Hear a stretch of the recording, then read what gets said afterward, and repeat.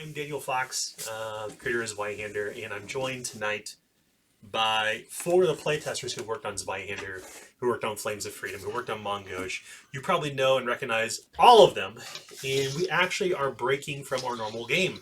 It's Wednesday, February 9th, and the Zweihander starter kit is nigh. It's launching on February 14th. Happy Valentine's Day. Yeah. So with Sarah out, she's an attorney. She's kind of busy with her stuff there with cases this month, and Tim is out. So we thought we would do kind of a side excursion, and well timed because we're actually going to run the adventure inside the starter kit called The Secrets of Swansea. Cue music. Yes, there he is. This adventure is really interesting to me. Whenever the plan was to start working on the starter kit, I could think of no other person to write the adventure, save for James Introcaso. Most of you already know he works for MCDM. He's wrote a ton of Dungeons & Dragons adventures. We're actually publishing a large campaign for him here in October 2022 for Zweihander. And I knew James would be the person to write this adventure. I wanted him to write something that was pitched, to new beginning players and game masters, that delivered on some of the thematic elements of Zweihander: fantasy, horror, mystery, suspense, the erosion of the psyche. And I think he did a fantastic job. In fact, you could probably see his playthrough with TK, Rudy, and others right now on YouTube. But we're going to play through it individually ourselves in parallel. Around the table, only one player has actually played through this mostly, and that's Adam with Etherealist Studios. And he has agreed not to interject and not spoil anything, because there is a deep mystery. There are many secrets in Swansea to be uncovered. And I can think of a better group to run it. We've got 4 people kind of around the table. So Adam, which the camera's not positioned on. We have Nick O'Hare, who also did some editing on the starter kit. We have Kay Peak, who you've seen obviously literally in every book that we've done at this point. And then Mike, the boss Bossler, dude who does well known for Mike's Mechanic Mondays. He's going to show you how to make and break professions. He's on Discord. You can reach out to him anytime. But we're all on Discord. All the playtesters around the table are on Discord. So we would love it if you would like this video, if you would share this video on your timeline. If you want to come into our Discord and chat with us a little bit more about the Zweihander starter kit, please do so. Everyone's had a hand in it, from playtesting to now playing the adventure. But I think with that being said, we're actually just going to jump right into the secrets of Swansea. So content warning. There is some mature topics in this game. I'll try to call them out. We get a pretty comfortable game group here. We know what our lines and veils are. We know what our the content to stay away is from. But I'll probably put the content warnings inside the video description down below, or maybe in the super at the bottom of the video. So just a heads up, it is for mature audiences, ages 14 plus. Watch at your own risk, and there will be profanity and blood. So, with that being said, I'm just going to jump into the adventure in a moment. First, what we need to do is anytime you start a Zweihander session, you commence with kind of a series of rituals. In this case, we have new characters around the table. We're going to do some light introductions after we do some dice rolls. But the first thing we need to do is actually generate an initiative ladder. Remember, initiative basically sets the tempo for the entire session. Initiative was rolled once, and that's what you refer to throughout the rest of the session until the next session comes. So, all right, pick up a D10, add your initiative bonus. And Kay, would you mind recording our initiatives over there on the marker board? Or you just write down a piece of paper to make it simple. It's up to you. I got it. So maybe we can start first with Mike, or Matt Maryland, as his character's name is. Yep. So Matt's got a 11. 11. A 11. If you Spell that for me? yeah, put a star beside his name because he is a smuggler. No, No, I'm not- smuggler. I'm sorry, you're the smuggler. That's right. I'm so sorry. You're right. I'm smuggler. Matt Maryland. Nobody cares. So Grafalo, what did you get? I got a 13. Nice. So yeah, because you are the smuggler, put a star beside your name because we know that smugglers always go first when the combat begins. Actually above. Next, we come to Nick's character, which is his name is Les Miserables. Yes. And I rolled a 16. Ooh. And then last but not least, we have Adam's character, Geppetto. What'd you get, Geppetto? Geppetto's monster got an 8. Wah, wah.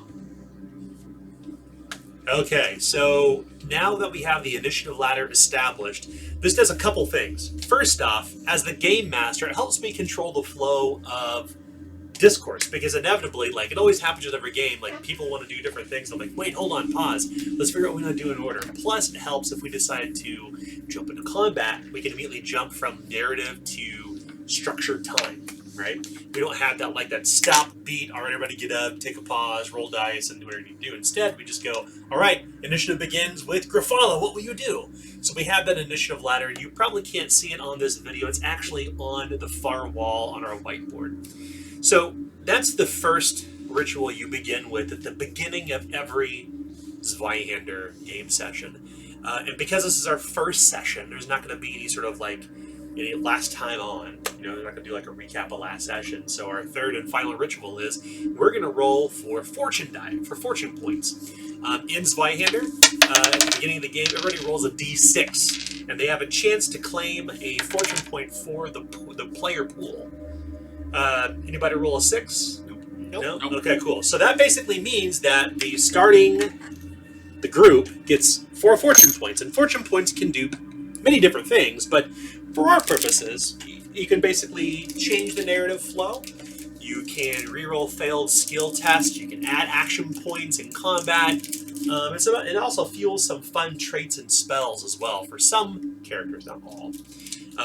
But the drawback is that once they use that fortune point, it comes to me as a misfortune point, and I can then use that for the exact same abilities.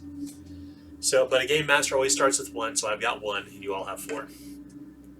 So, with that being said, does everybody have their character sheets filled out? You got a pencil, dice, a drink? Are you comfy? You ready? Ready. Cool. So, with that being said, we will just jump right in. It's a miserable, misty, and chilly Friday morning in late autumn. You're sailing aboard a barge heading south on the River Basque. So this may sound familiar to you. We've actually been to Swansea and the River Basque with our characters in previous campaigns. Master Hugo, a nervous, twitchy merchant who is currently asleep below deck, hired you as guards on his barge called the Clarabelle. It carries crates of dried herbs and spices bound for the village of Swansea. The 3-day trip has been fairly slow. The pay is okay, but the weather is miserable and your clothes reek of garlic. Despite the monotony, the job does appear to be easy money, and at least you can make out your destination in the distance. A sleepy, fog-bound village with small buildings spread across shores on both sides of the river, interconnected by a massive, sturdy drawbridge. So, we can kind of assume that you've been traveling together for 3 days, so you've had some time to get to know each other. What I'm going to do is we're going to go around the table one by one. You're each going to read your Mad Lib from the inside of your profession folio. After you do, it's going to basically give us the overview of who you are.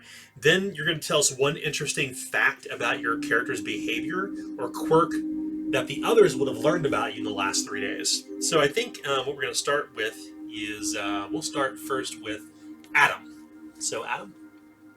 All right. Well, my name is Geppetto's Monster, but everybody calls me Geppetto. And I have made my life as a bounty hunter. I am an adult awakened and come from a scholastic upbringing in the low-born social class. I am average stature with an athletic build and an ebony maple complexion. I have medium wavy gray hair, stormy gray eyes, and I am missing a finger. I was born in summer, and my dooming is the flames shall consume you. Which is interesting because he's playing one of the new ancestries that we may unlock for the starter kit. Hopefully by the time this video is up, we will have unlocked it. Tell us about the Awakened. Well, the Awakened were mannequins of a sort that had life breathed into them, and they had a spark of consciousness as well. And so we've awakened to be our own independent person, and each awakened is made from a different material. And the reason my dooming scares my character so much is because I am a wooden warrior is the name of the trade. But I'm made from wood, and my dooming is flames shall consume you, which is very, very appropriate. So every character in Zweihander is given a dooming, basically a prognostication by the Night Father that tells them the fashion in which they will die. It's essentially a role-playing tool. In the same sense you may think about Bonds and Flaws and Dungeons and Dragons. Characters are also given a spark of benefit, which is called their order alignment. It's 2 personality traits, but they're also burdened by their chaos alignment. What's your order and chaos alignment? My order is compassion. My chaos alignment is vehemence. Vehemence. I don't know how to pronounce that word. Vehemence, yes. Vehemence. Okay. What's something that the other 3 characters would have learned about you in the last 3 days? That he's not one for nuance. Like, everyone calls him Geppetto, and he says, I have a name, but he never tells people what his name is. And so people just continue to call him Geppetto. He doesn't really seem to pick up on a lot of social mores. So how long has he been awakened for, do you think? Oh, probably like 6 months. Wow. Okay, Yeah. So I imagine like his story will be filled with kind of catharsis and discovery. Right? Can you imagine being born with the mind of an adult, Yeah. right? And being filled with introspection and discovery. Like that discovery that like a newborn babe has, but instead, like to be a fully grown, rational adult. Let's move next to Matt Maryland, who was played by Mike. All right. So my name is Matt Maryland, and I have made my life as a gambler. I am an elderly male and come from a cultured upbringing in the aristocrat social class. I am a short, heavy-set build with, how do you say the vitiligo? Vitiligo? Vitiligo, yeah. Yeah, the color. So mottled skin, Yeah, it's vitiligo. There you go. brown and pink and white and red and Yeah. I have long, straight blonde hair, thoughtful gray eyes, and large hands. I was born in winter, and my dooming is beware the toothless hound. beware the large hands. That's the For my chaos alignment, I am impatient, and for my order alignment, I am sophisticated. He's a gambling man. Yeah. What's something that the 3 other players would have learned about? Characters would have learned about you in the last 3 days. Probably that to never play games for money with me, because even though I play with like my cards, your cards, my dice, your dice, doesn't matter. He always wins. Mm-hmm. He just always wins, and you could swear he's cheating, but you can't prove it. And I mean, yeah, like no matter what the odds are, it always seems to go in his favor. So he's just that good at gambling. Like he just can't. He's that good, and he's that lucky. It's a combination of skill interesting. and luck, right? Oh, interesting. Because like he also likes to cheat for other people. Like oh look, like Adam or he's winning all the time, right? It's not just me because he's cheating to make him win. Mm-hmm. So yeah, he's just that good. I love it. That's great. I'm a natural born winner. Yeah. Yeah. Well, let's move next to Matt Maryland's right, which is Kay. Kay is playing Grafala tonight. Tell us about Grafala. Okay, so my name is Grafala Light Fury, and I've made my life as a smuggler. I'm an adult female dwarf from forgotten upbringing in the aristocratic class. I am tall with a frail build and a fair complexion. I have short, straight auburn hair, fiery eyes, and long fingers. Everybody's got a thing with hands. Did you guys notice that? I was born in the winter, and my doing is also Beware the Toothless Hound. Oh, so my. apparently we don't like dogs. We're two of a kind. My chaos alignment is arrogance, and my order alignment is diplomacy. So, there's the maybe a little story prompt here. Is there somebody who's like on your tail, like the Toothless Hound, like somebody who's been pursuing you? You are a smuggler after all.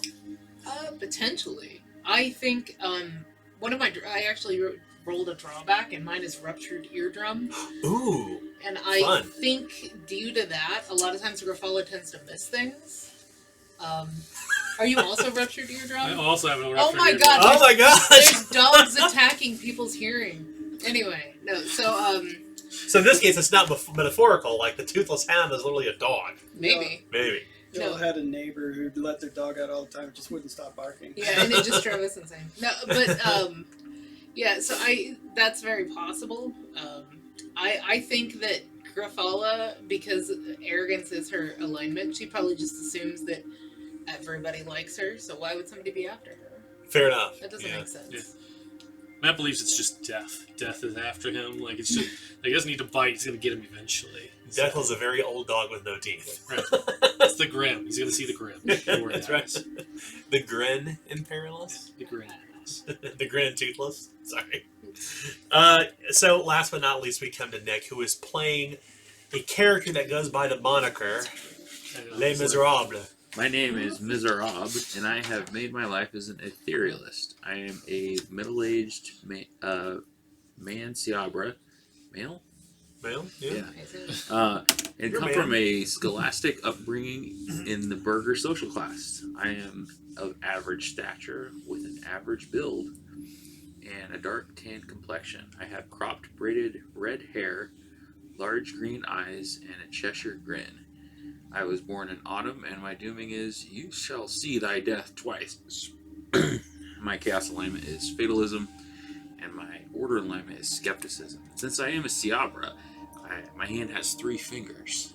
Yeah, tell us about the Ciabra. They are also a new ancestry found in the Zweihander starter kit, and they've been unlocked because we hit 500 followers before launch, so thank you.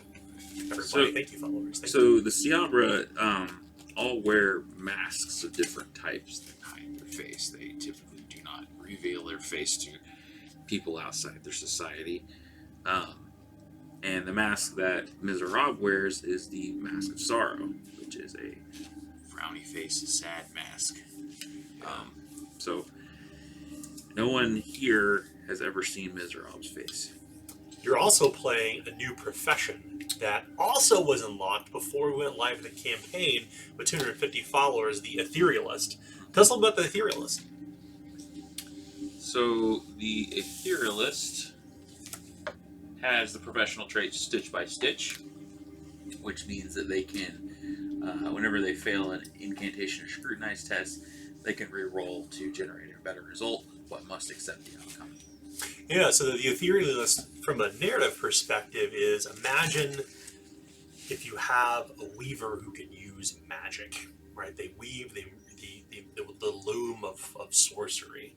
That's kind of the Etherealist's kind of forte, so to speak, and they can see the subtle threads and the weep and weft and warp of how the threads of the material realm intersect with the ethereal veil, and they're able to stitch those things together magically. So the Etherealist is a new profession. So, okay, well, I got everybody's names written down on little cue cards in front of me, right here, so I remember, because this is our first session, and remembering names is difficult always, sometimes, but we'll go ahead and continue.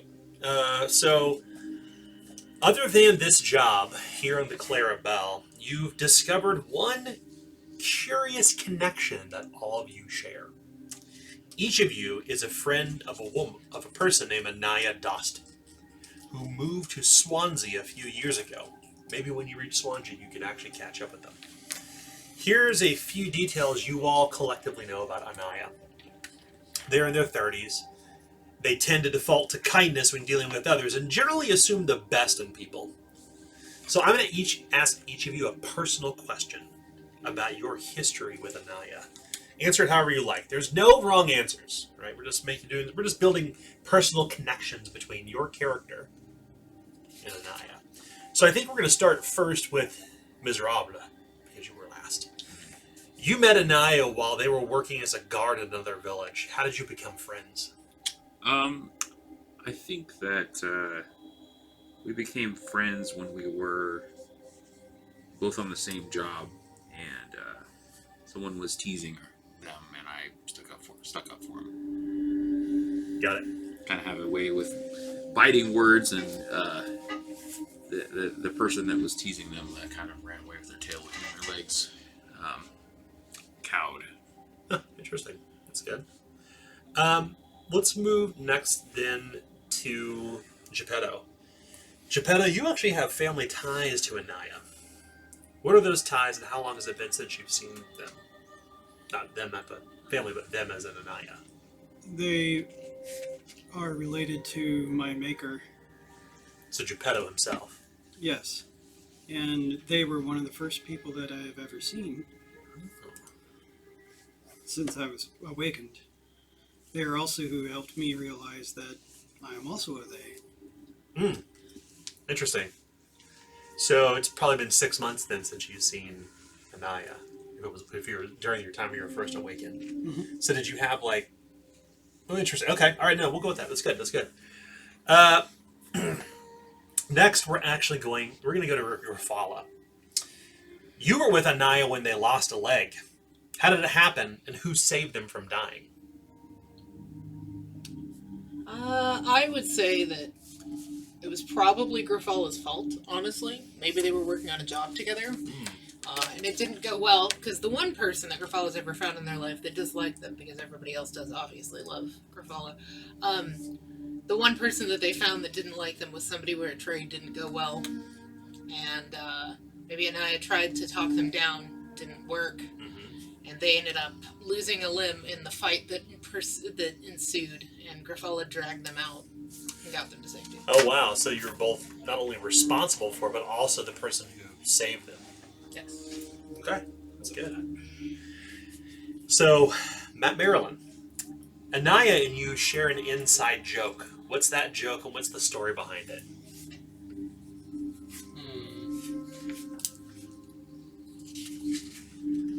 I don't know. An inside joke. Those are usually like, you gotta have some history there. Yeah. I don't know. Like, I'm trying to think of. You, the pun master, can't come up with a joke. I know. I right? mean, Pun Master Flash over here. You can't think of a joke. Puns usually have to operate off of something that's there. right. Missing leg. You build. Not missing, but lost a leg. Embarrassing poop story. They should have legged it. Instead, they legged it. No. Is it maybe a joke about their leg? About the situation? It's that I'll always have a leg up on her. Okay. Is it possible then that Matt and Grafala were there when this situation went down? Is there like some history between the two of you? I mean, I feel like we are a bit fated, having the same dooming. Interesting. Yeah, having the same drawbacks. Like, Maybe there was a cannon blast that went off. yeah, there was an and that explosion, happened, like and that's one of my ears, one of their ears. Like, what, that's Oh, what wow. destroyed our hearing. Yeah, because you both have a ruptured eardrum. Yeah, why Right. not? And you both have the same dooming. Right? Maybe the group that, the deal went bad with is called the Hounds or something. Oh, interesting. Yeah. Yeah. The toothless hound. Yeah. Yeah. Oh, that's really cool. All right. So we'll make sure when we begin, the two of you are interconnected. Well, that's good. Well, with that being said, the Clarabelle is kind of moving down a small, foggy inlet on the north side of Swansea, and then docks in the river's port. While Swansea's port isn't as large as those found in other cities, it's far bigger than you'd expect for a village of this size. I mean, you would maybe guess there's 300 people at best who live here on either side of the river. And the whole place is just kind of creeping with fog. You can barely see Swansea, the village itself, as the two hills are completely covered in mist. Where you're at, where you disembark, wet wooden stairs zigzag from the docks up to the hill. And you see a massive wooden sign overhead that says East Shore. And then there's this like second sign beneath it with an arrow that points across the river that says West Shore. So you are in East Shore of Swansea. As dock workers begin to unload the cargo from the ship, Master Hugo clears his throat. Well, this is my final destination, so I won't be needing any guards until the season changes. Shall we set it up? Sounds good to me. He reaches into a pouch. I mean, you feel that the coins are pretty. Or, I mean, he doesn't have a lot of coin. Like I'm saying, he kind of pulled out 2 shilling for each of you, which is, good money. In the sense that it only took you 3 days and you didn't have to get into any trouble here on the way. What was it 2? Is that sure we agreed on 2? It was 2. I don't remember it being 2. I remember it. It was 2. Are you absolutely? What were you there when we had our conversation? Because I don't. I was not there when you had your conversations. It was 2. I thank you for the 2. Master Hugo smiles and puts the 2 coins in your hand. Of course, I did not mean to besmirch you, Grafala. I just maybe my memories are maybe I heard you wrong. Make a standard bargain test. Let's see what happens. Okay. You're a great person to have with a smuggler. No. Nope. No, I seem to recall I think that Geppetto is right. It was indeed 2. Maybe I'm not my hearing, We're smiling. You should be smiling. He gives 2 coins to Miserable, 2 coins to Grafala, and 2 to Matt Maryland. Well, I suppose this is where we part ways. Maybe I'll see you about Swansea if you'll stay for the season. What season is it again? Autumn. Perhaps. Yeah, maybe. Bye. Where will you be staying at? I will probably I'll be getting a drink first at the Full Tankard, and I'll probably be staying at the Slumber Inn. Huh? You'll find me at any dice or card games, so The Full Tankard, then, I suppose. never want to lose any coin. You let me know. Ah, yes. If you go to the Full Tankard, tell Marcus I sent you. Good man. He and his husband run the Full Tankard. You'll find dice games there.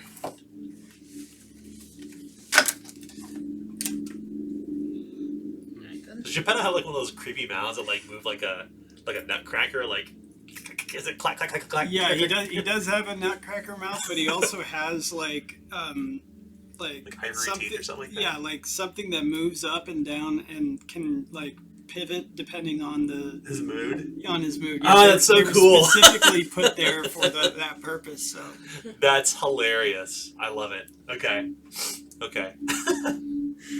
So he departs, and as you can imagine, because it is autumn, what is it doing?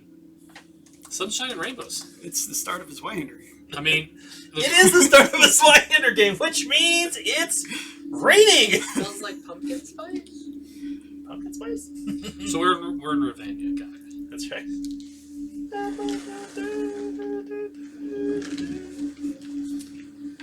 Yeah. So the mist is there over the River Basque, and you can barely make out East Shore. You barely make out West Shore, which is on an adjacent hill across the way. You come up through the zigzagging kind of wooden steps amid the mist and rain. There's the dockworkers number maybe 2 or 3. You don't really know anybody here, except for perhaps Anaya. I don't really know anybody here. Let's get out of the rain. Usually the first thing you do is, like he did, go get a drink. Sounds pretty good to me. Do you not like the rain? I hate it. You want to go see if we can roll some dice for you? Sure. It's my favorite activity. So you come up onto each shore, and you kind of begin to poke around. How do you want to find this place? Full tanker. You don't know this village at all. I'll ask one of the dock workers. Yeah. Boy, the man says as he's got like this hook, and he's kind of pulling the spice crates off, along with the rope and such. Powerfully muscled fellow. He says, "You find the full tanker in West Shore. Just go across yonder bridge, hither to the northish. You shan't miss it. 'Tis a big wooden tankard out front, right on top of the building." All right. Thank you much. Yeah. All right. So we're heading across the bridge. Yeah. Let's turn that 2 shilling into 3. 3. Okay. To start. If we're slow betting, all right. You, I can always play for my supper. You've no parasols among you, so as you walk across this broad wooden bridge, which is clearly your drawbridge, by the way, you can see the supporting ropes that would lift it up. I mean, the river, the draft of most ships here as it run deep, and the masts, if they don't fold down over the deck of the ship, the bridge actually has to be raised for ships to pass. Because this is the end of the season, there are a handful of barges actually here for a while. It would you'd have to move mountains to get this bridge to lift, just to be clear. But even as you're kind of wandering about, this place is sparse. Imagine like the movie Sleepy Hollow. Kind of feels like that. Stony building, wooden roofs interconnected together here and there. Small kind of rows of fences and lots of muck and mud everywhere. When you come to West Shore, however, it is fully cobbled. It's clear this is a better part of Swansea. You emerge into the tap room out of the darkness, and the full tankard kind of comes to life. Sounds erupt from the full tankard as you step inside. A mix of laughter and shouted jests and tankards clinking and merry conversation. The whole place smells of ale. It reeks of smoke. And you spot the rowdiest crowd of all almost immediately. 2 pale-skinned merchants showing off samples of the cloth to a table of other traders. The pair seem to have a pitch that has the entire crowd enraptured. A broad-shouldered, dark, brown-skinned bartender hunches behind the bar, pouring drinks into tankers and smiling as you enter. And he looks a little bit like this. Yeah. Let me show you the camera or not, but it's like that.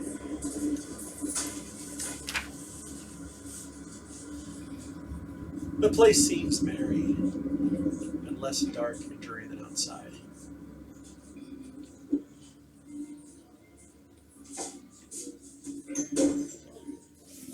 What do you do? Geppetto looks around at the others, waiting to see what they will do. I'm intrigued by the. Geppetto's floating. Yeah. I'm intrigued by the merchants because I always want to see how other people are selling their wares. So I'm gonna saunter over there, kind of get a spot, hopefully close to the fire. Yeah, they're actually kind of close to it now. In these this pair of people, apparently their names are Vaughn and Zira. They look like their brother and sister. They're not dressed extraordinarily well. They are dressed as merchants, though, and their clothes are dry. Their hair is dry. Their boots are not wet. They have clean shoes. And they're basically selling bolts of cloth to people here in Swansea. You see a few curious artistic types, best described as a few men, women, and everyone else in between. Maybe they sport a little bit of an undercut. Maybe they have kind of high fashion clothes that seem really out of place Mhm. here, maybe a neck ruff or two. But the locals in Swansea are a colorful cosmopolitan lot. So it seems that Vaughn and Zira have captured their attention of the locals, and they are giving a very excited, exacerbated pitch.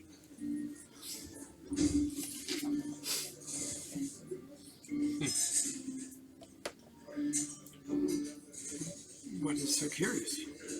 I'm just looking around, seeing if I can find a game of dice or cards.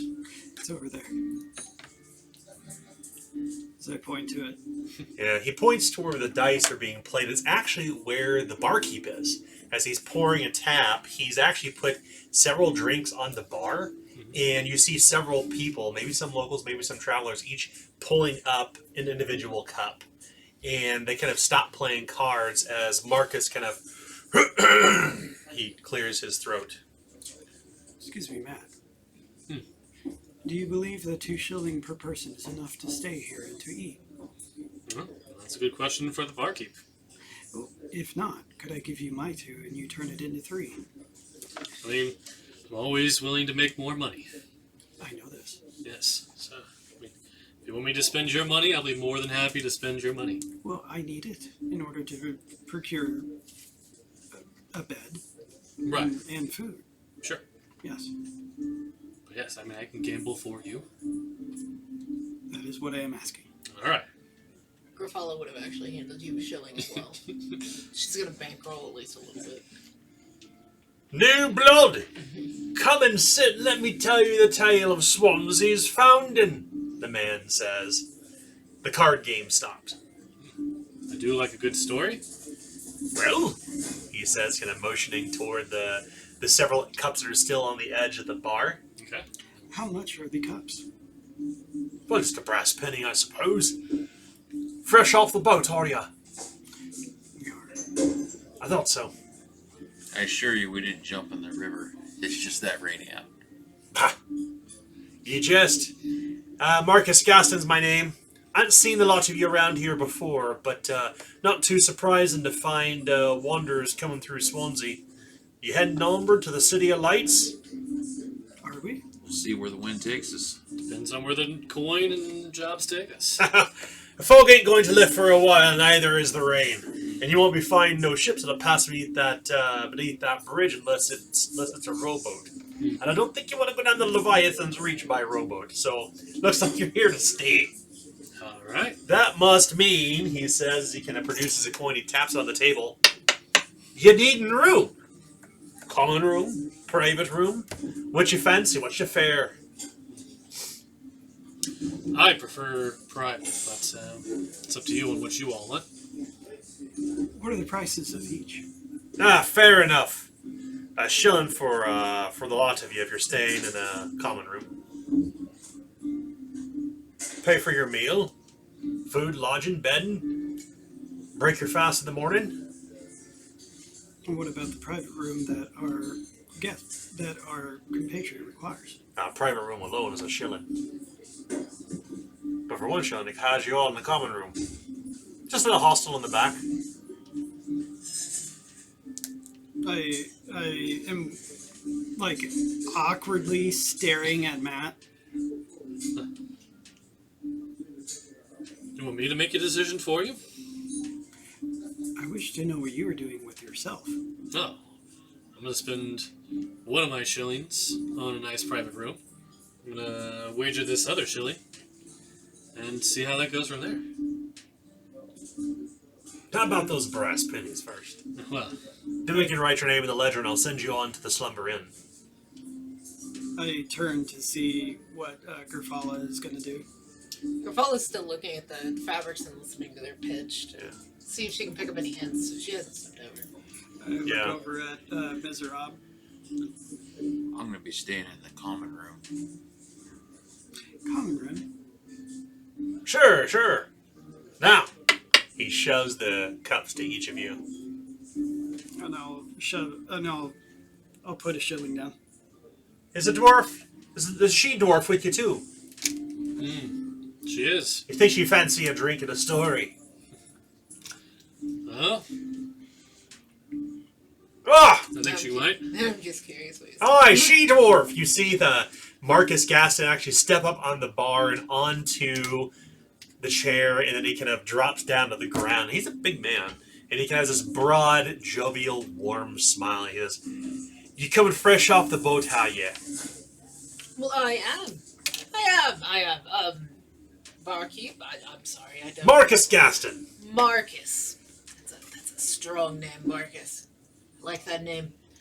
What can I was just looking at the lovely wares, but what were you interested in? I was just about to share a drink in the story. Well, I can't turn that down, no can I? She walks over. I think your friend, he puts his arm over you, I think your friend agreed to pay, too. Well, that's quite kind of him. I didn't catch your name. Matt Maryland. Matt Maryland.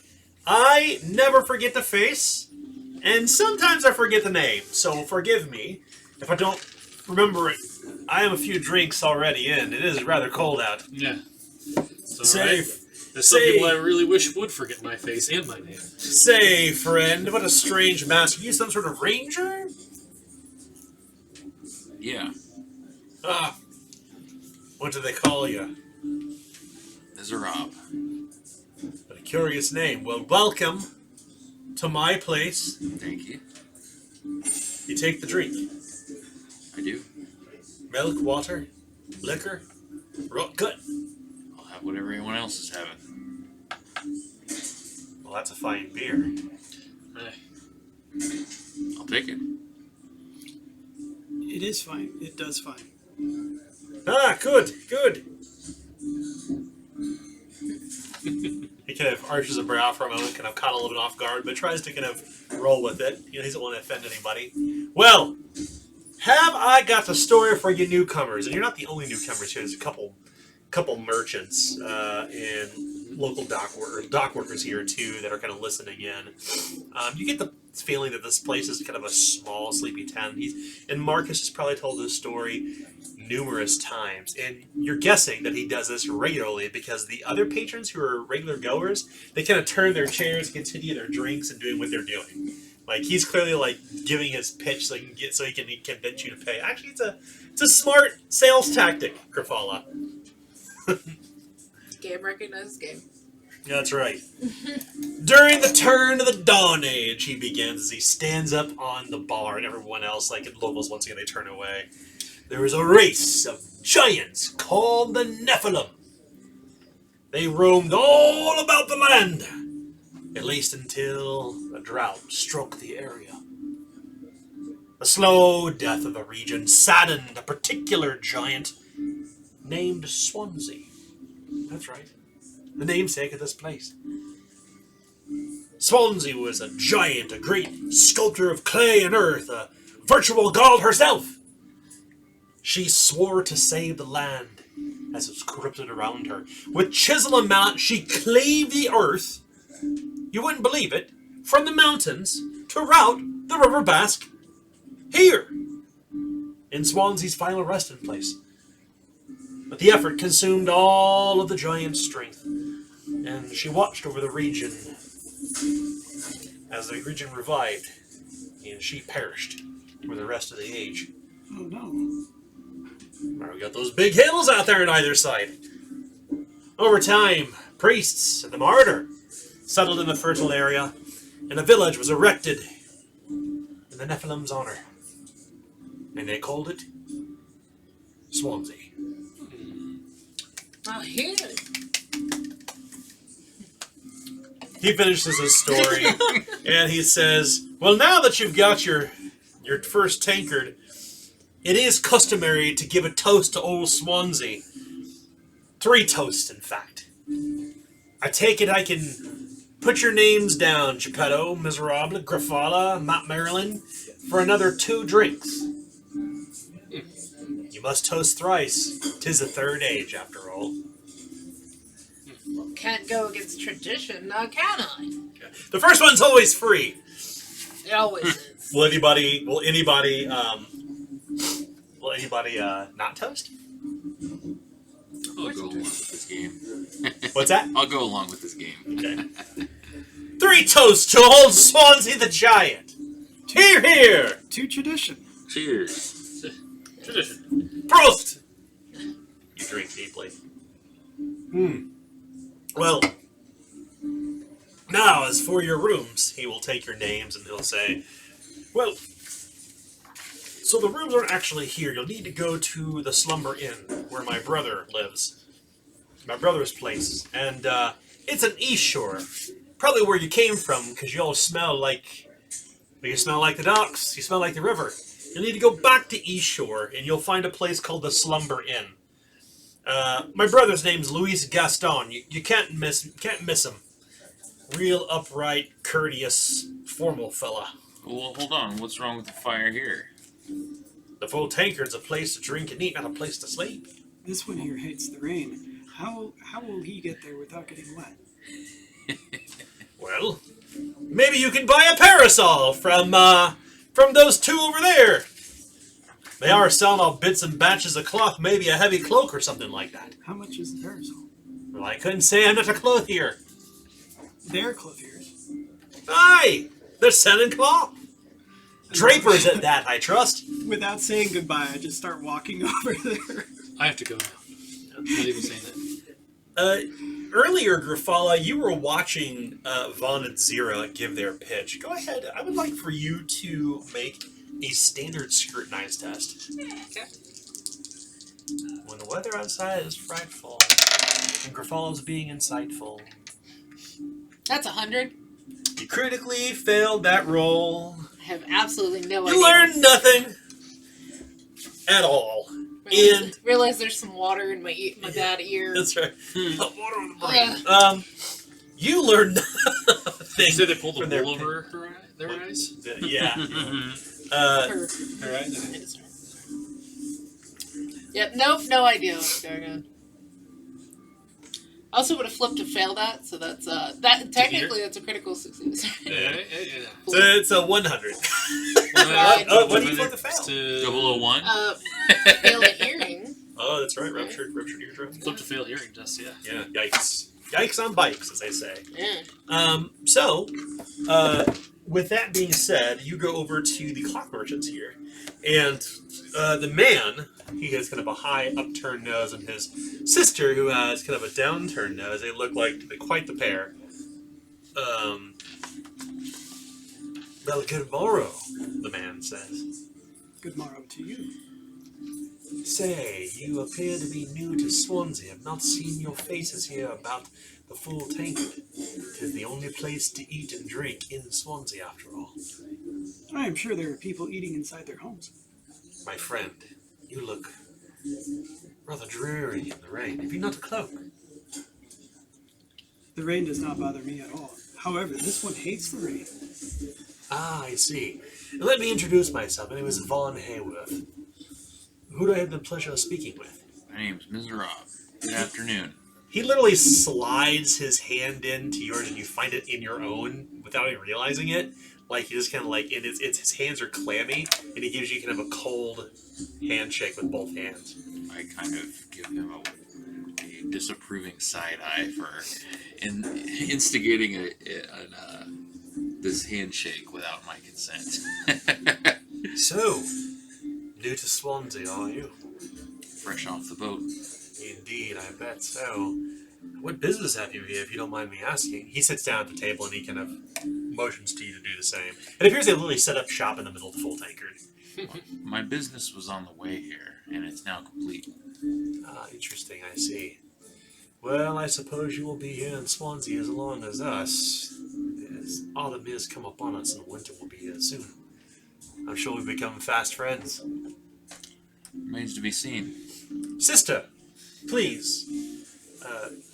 This is my sister, Zira Hayworth.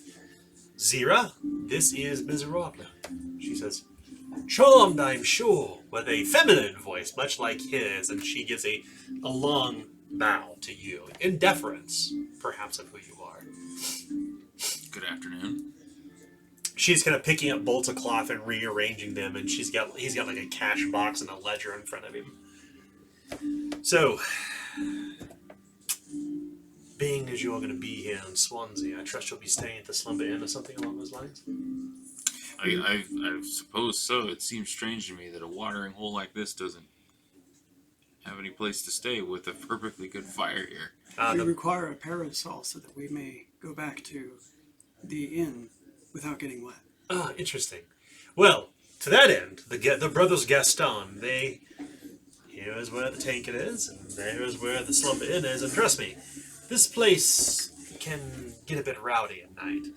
You wouldn't want to rest here, you wouldn't get a good rest, but we have been staying in the slumber inn for a month now, and it is the most wondrous accommodations. The best, in fact, we've actually found on the road.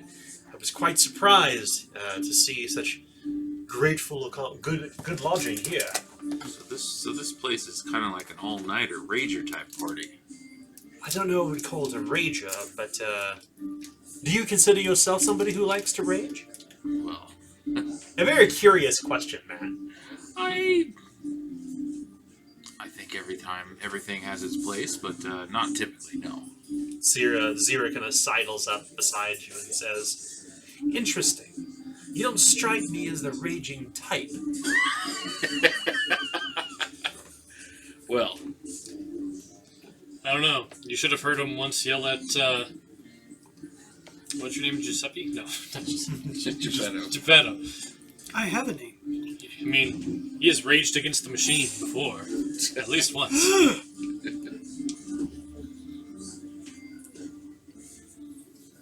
That is not appropriate. It's a saying I from a know different it's land. a saying. Yes. It's not appropriate. Well, I'm sorry then. I'm sure I've made that joke around you before. It wasn't appropriate then either. No, but you didn't say anything. I apologize. Now I will not make that joke. I did not say anything. You were correct. How could you have known? His little wooden kind of things on the side of his face turn upward. I know exactly what you're talking about. Those weird little dolls that actually can show emotion, but it's like Yeah. it's like two pairs of moons. If the moons are up, that means you're smiling. If the moons are down, you're actually Yeah. frowning. And they kind of they move independently of one another too. So you can do the. That's so weird. Check it out, it's a mustache. He-Man? Yeah. Nonetheless, Zira says, "You strike me as somebody who takes to the darker places in life. The shadowed bough, the forgotten copse of trees, the lonely alleyways. my face is... Hidden. My face It's a mask. shows a mask of sorrow, but I assure you I have other emotions. Without a doubt. In the rain, it bothers you, does it?" She runs her finger along the side of the mask. Miserable jerks back. Doesn't... "Please forgive me. I'm so sorry. I did not mean to offend." It's not a problem. Just don't. "Just so. 1,000 apologies," she says. She stands and bows.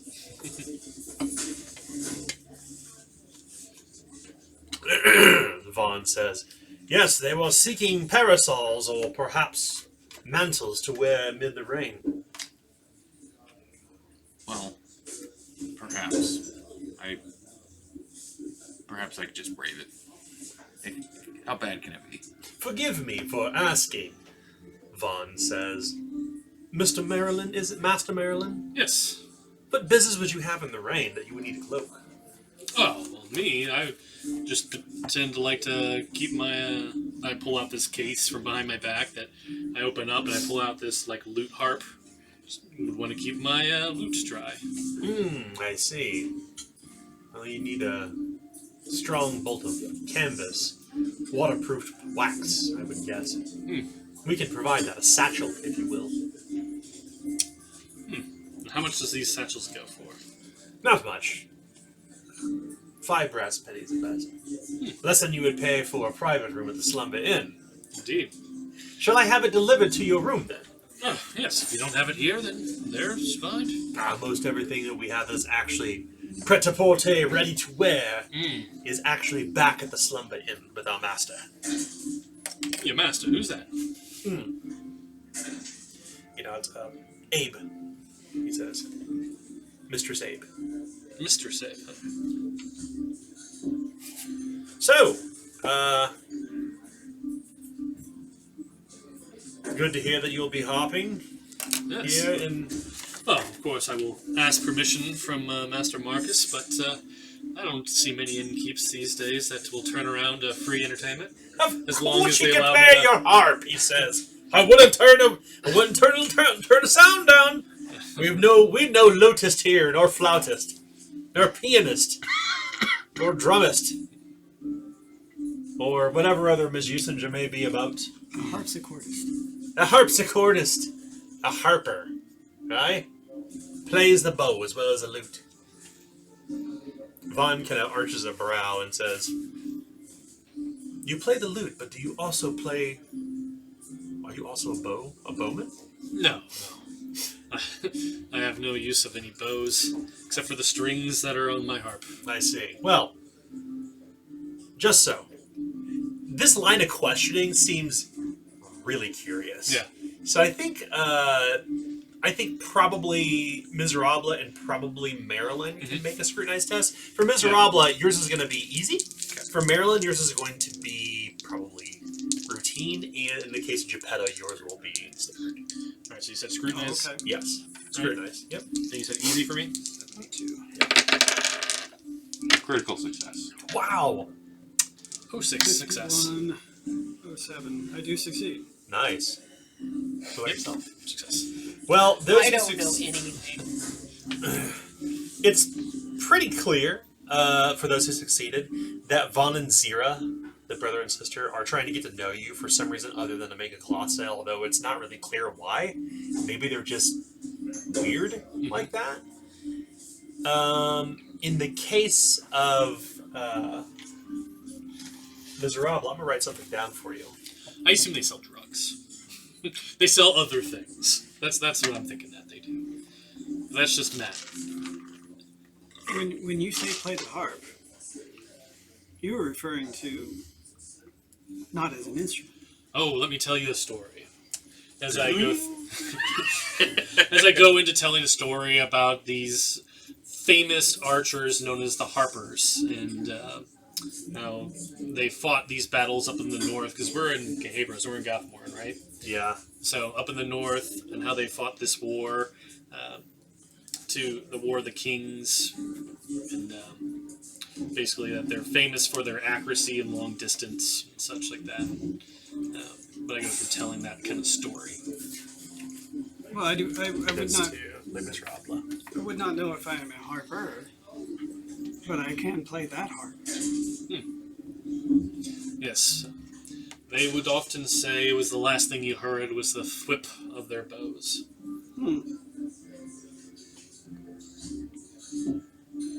It's pretty evident to everyone here, regardless of outcome, that Marcus Gaston seems to enjoy having Vaughn and Zero here so much that he's let them set up shop in the back of the Full Tankard. Mm-hmm. They're likely very friendly. You would imagine that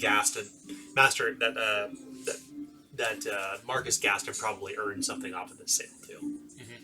Mm-hmm. In fact, no one is really casting a side eye or a weird glance at Vaughn and Zero. They seem to be reluctant, in fact. Yeah. So. You hear, for a moment, the storm outside.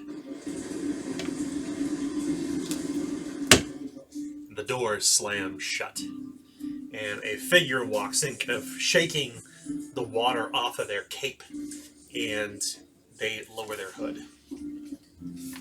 And despite the fact that their hair is long and dark and kind of kinky from the rain, their olive complexion is unmistakable, even through the din and the haze of this tavern. You can see, of course, the tattoo beneath their eyes. It's Anaya.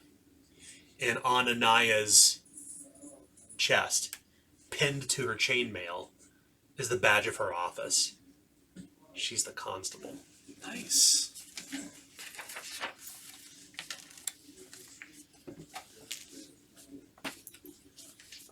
She kind of looks wave about around. and smiles, and everyone kind of says, Constable Anaya! Constable Anaya! Lady Dost! Everyone seems to greet her, like they all know her. She's young. Much younger than you remember her being, Geppetto. Barely an adult. Barely 25 winters of age. She pauses for a moment, and she kind of crosses her arms as you notice she's walking with a limp.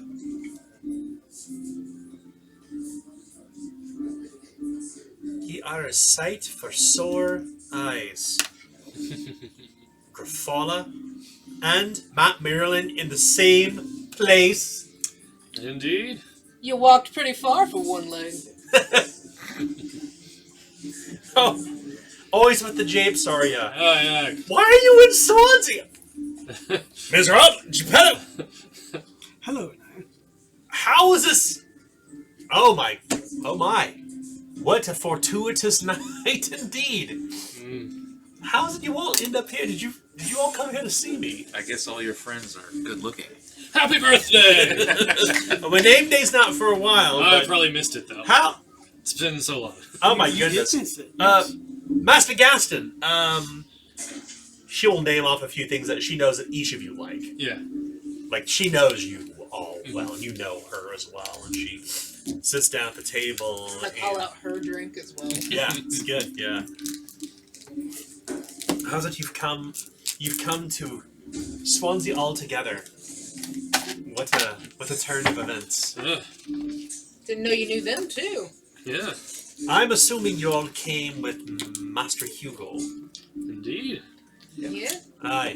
Master Hugo's from Swansea, and he's one of the only merchants who comes up and down the basket at this point, at least here through Swansea. So I suppose if you're passing through, it's inevitable you'd end up on his barge. Yes. I wish it was a better story, because then I could make a tale of it, but work is work. Aye, work is work. Well, goodness. There's so much to talk about. Indeed. Where shall we start? Well, why Swansea? How about that? Let's start there. Oh, it paid. This is where the boat stopped.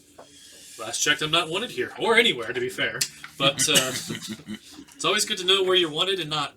Well, if it's any consolation, Master Marilyn, you're wanted here. Yes. And I am fortunate to have such a fast friend to join me and this sleepy... She takes a pause and a deep breath. This wonderful little village. She corrects herself, kind of smiling. But so you can ask why we're here, but I'm just curious, what's that you got?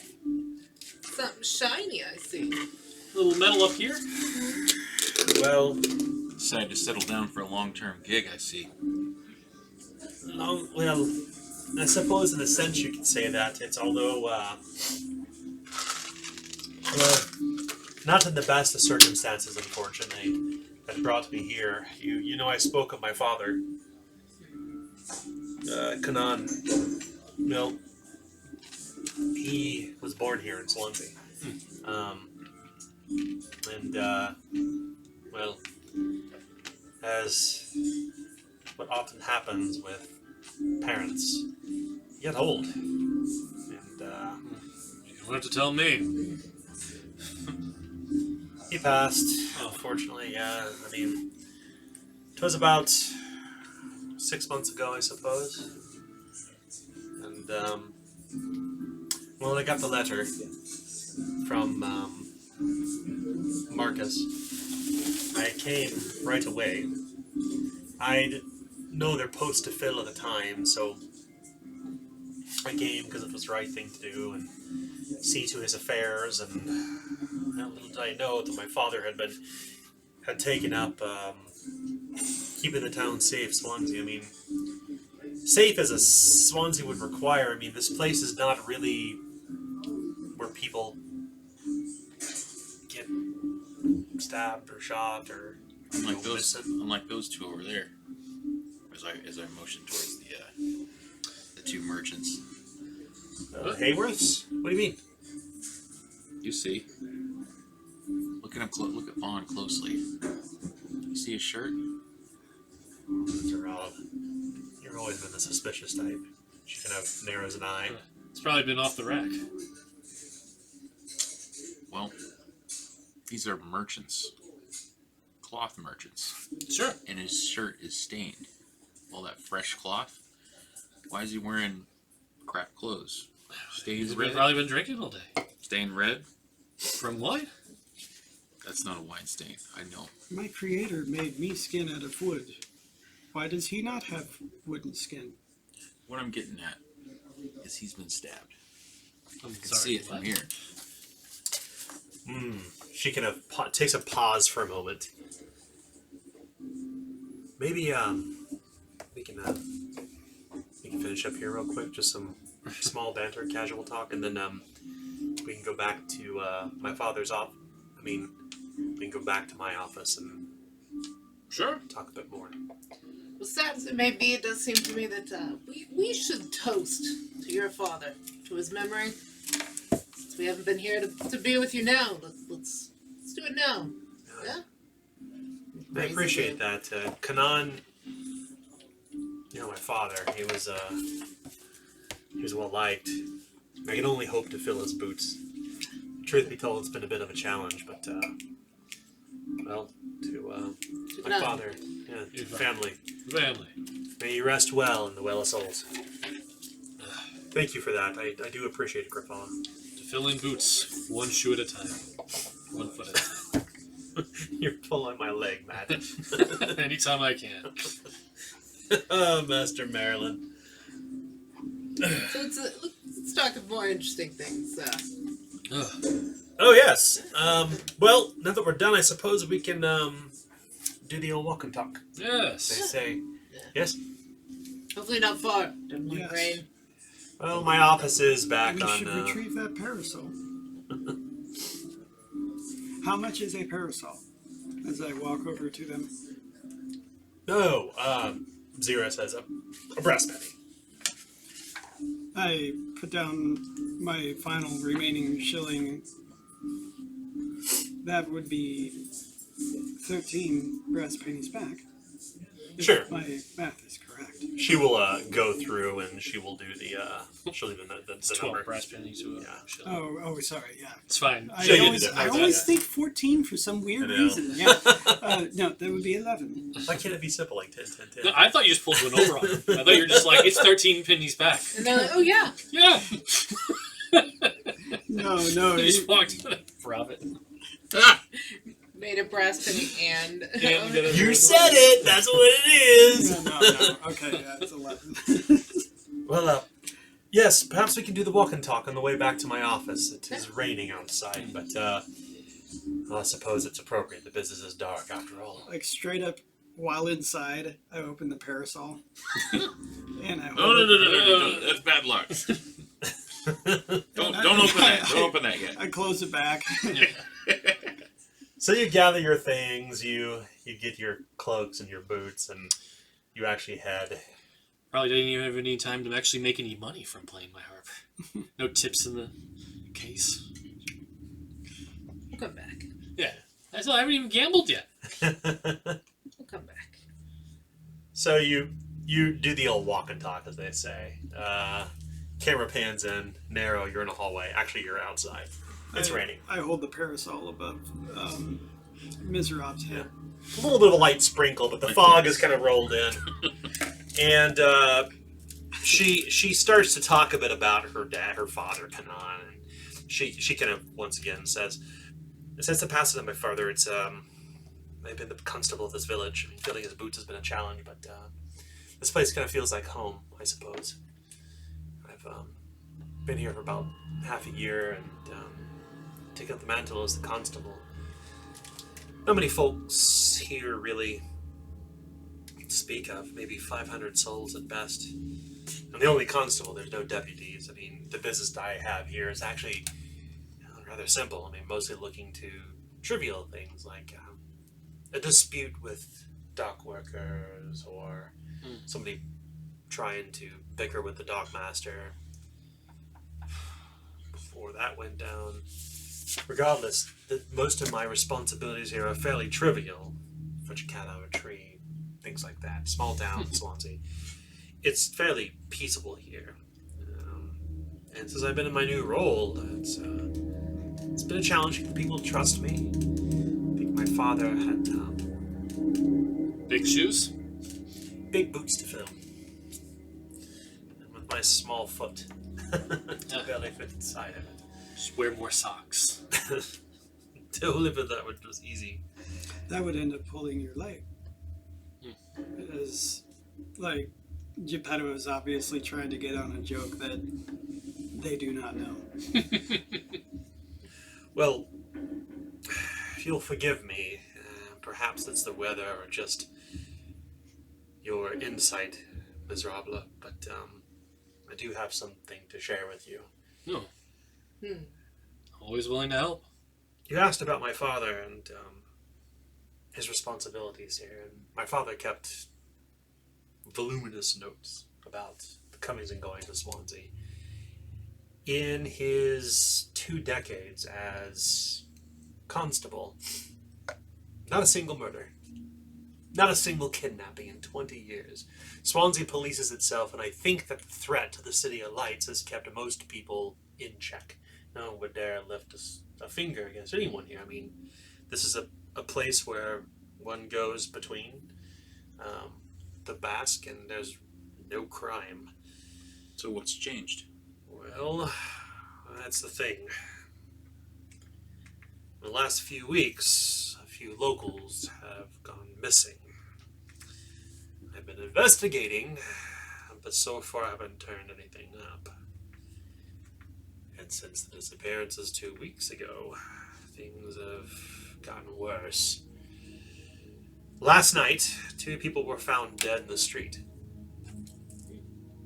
One here in East Shore, and the other on the other side of the bridge in West Shore. Like I said, murders or kidnappings typically happen here in Swansea. The whole situation is just awful. I mentioned before, I'm one person among a village of 500. Well, you trust us, right? I I do. mean, I can't speak for everyone, but you know, we got to make it through the winter, and we could use a job. Could you deputize us? We'll look into it for you. She kind of raises her hands and says, well, before we get to that, I can give you all the details in my office. We can speak more about it. I think it's better to show you what I found before we haste toward any decisions around deputization. She seems to have a little bit of heartburn around that word. You're not really sure why. Maybe she may feel like she's feeling overstepping her bounds. Maybe it's not in her purview. Maybe this requires a more delicate touch. You're not really sure yet. Perhaps if deputization is too much. If there is a bounty in place, I am now a hunter of them. Well, only if it was that simple. Shall we, Anon? She opens the door to this large, round, red brick building. The only brick building, in fact, here in Swansea, that you've seen so far, at least. And it's comfortable and quiet, but there is this smell inside the place. The constable's office, in fact, is little more than a squat 2-story red brick building with a crumbling battlement. In fact, inside it just contains 2 rooms, both visible when you enter. The meeting space where you're at now as you step inside out of the rain is her office, or their office rather. It contains a simple wooden desk with chairs, a grandfather clock, and shelves lined with various records and other knickknacks. You imagine these are like the trappings that her father left behind. A blunderbuss rests against the wall behind the desk, completely unchecked. Right behind them, however, is a barred jail cell. And behind the jail cell There's a blood-stained sheet resting over a lumpy shape atop a wooden workbench in an otherwise barren room. Whoever's under the sheet has begun to smell of decay. She steps in and she kind of motions to the body and she says, "It gets worse."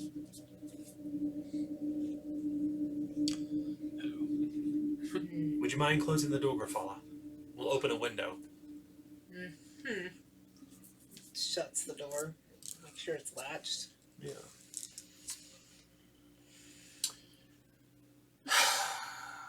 So, I have been compiling notes, and my notes are not complete, but I've begun to collect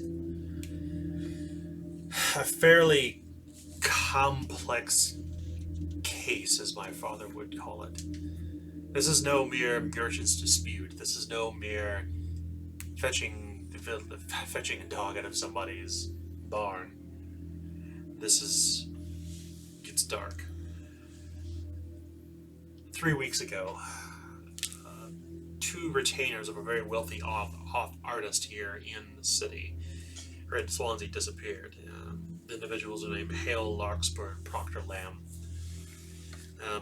The servants were last seen at the Full Tankard in West Shore, and they both are dogs' bodies to Lord Vauxhall in the same neighborhood. They were the first to disappear. I don't know if you know much about Old Kurdistan, where we're at, but refugees escaping the war often come to stay here, as it's one of the first places they'll come when fleeing.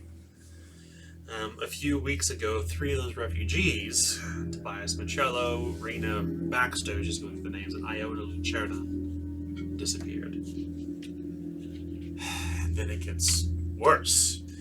Then 2 of the people who live here in Swansea alone disappeared. But it didn't seem like they just up and left. Their homes were fully stocked with fresh food and all the possessions, including money. One of the people was our dockmaster, Lander Resnick. The other was Maximilian Steger, a courtier. He went missing last week. You ready? Go on. Early this morning, Father Pierre, an adherent of the modern sculptor, was found dead in an alley in West Shore. His body was taken by the adherents to the chapter house of the martyr. At the same time, she thumbs behind her and she says, "A passerby found the body of Edgar Bedlam, a refugee, stabbed to death on the riverbank at East Shore underneath the drawbridge." That's who's under there.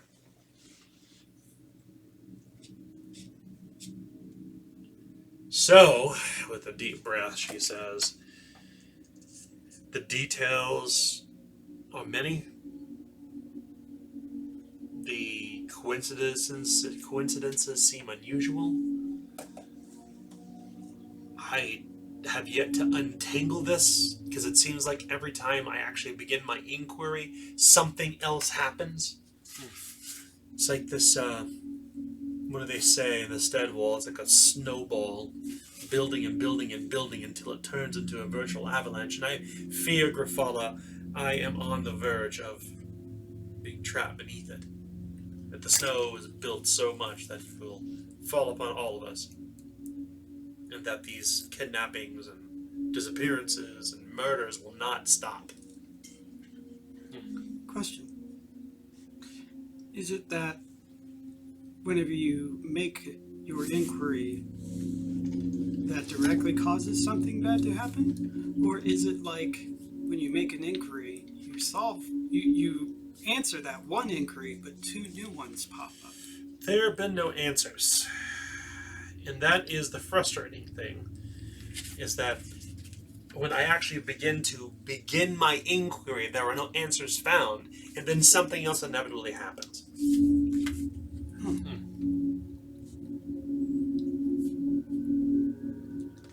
So, to answer your question earlier, Ms. Ravla, this is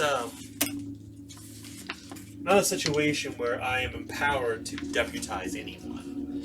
is not within my purview. I am a mere constable, a deputy myself. I do not have that power, but to Geppetto's point, there is clearly a kidnapper and perhaps a murderer about that I could place a bounty on. I can write that. I can make it formal. Right here, right now. And that would be enough to put you under my employ. That being said, it is not that you would be an extension of me. You would be investigating upon your own. My name will not open doors, I suppose is what I'm saying.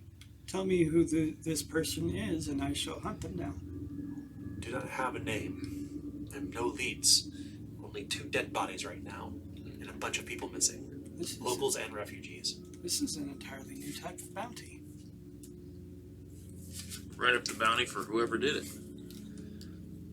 Once again, I do not have any names, but I can write a bounty for a kidnapper and a murderer who's on the loose in Swansea. Yes, she just said that. Alright then. Just to be clear, he looks at Grafala and Matt Maryland, the history you have. I have this sneaking suspicion that this will not simply be a go and fetch this person. I think it requires a delicate hand. I mean, I'm pretty good at negotiating, talking. My hands are made of wood. Yep. Anyways, I'm pretty good at looking around, finding things normally.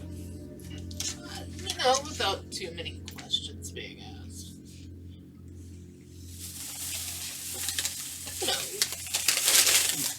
I can't speak for them. But I think you can get it done. I would At least ask some questions to some shady individuals. So, is there anything in common with these people that keep missing? I have to be completely honest. I have names and locations, and that is it. Let's take a look at that body then.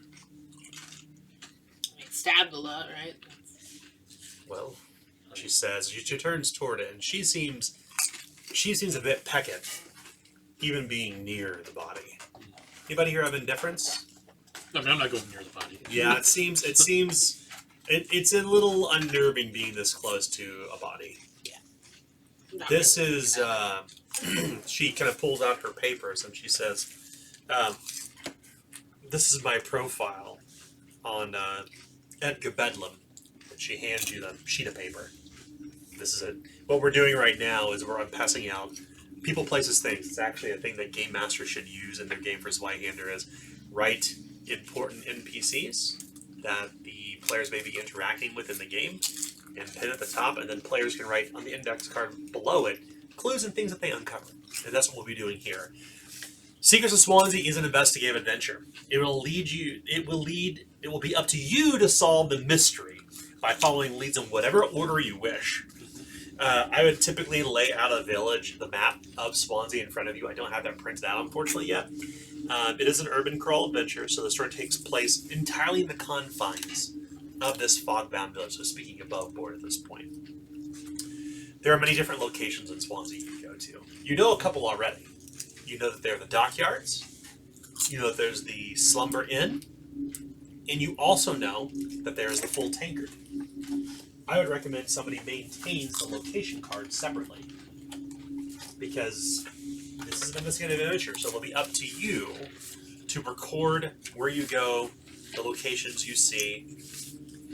So there is the Full Tankard. Hand this to who wants to manage the. I'll put them over to you, Adam. There is the Slumber Inn.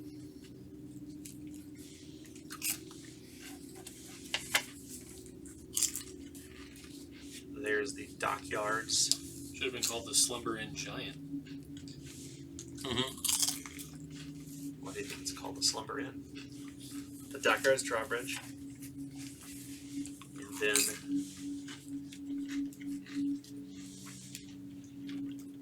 Anaya's office.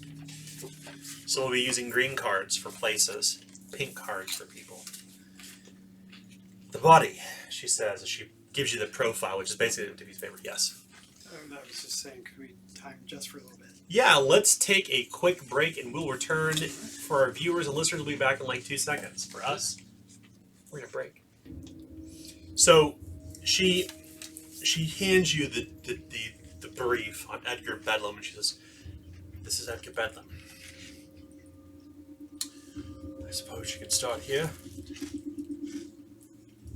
What I can tell you so far, very briefly, Edgar Bedlam is was a refugee, and he was found stabbed to death on the riverbank at East Shore beneath the drawbridge." She pulls out the keys from beneath her, from her waist, and kind of unlocks the jail cell, and it creaks open. What do you want to do?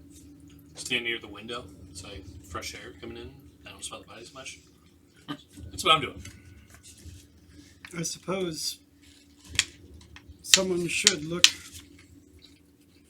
at it. I've not yet brought myself to examine him, but I will stand with you. I find myself nervous at this proposition, but I will do it. Gotta be done. Let's take a look. Who will go into the jail cell to examine Edgar Bedlam's body? Nope. Oh, I'm gonna keep watch at the door. You approach and you remove the sheet. And it reveals the corpse of an elderly man with tan skin covered in bruises. He's caked in mud, and there's a look of abject horror on his face.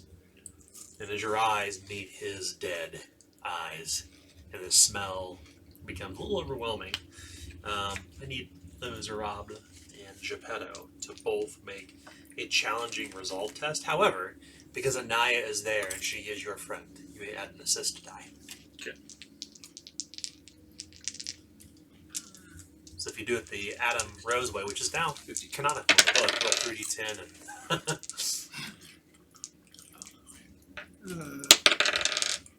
46. I'll reroll.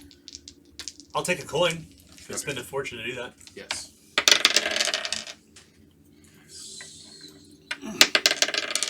Succeeded that time. Okay. Did you both succeed? Yes. Well, the smell is a little overwhelming, and the scene is ghastly, but there he is.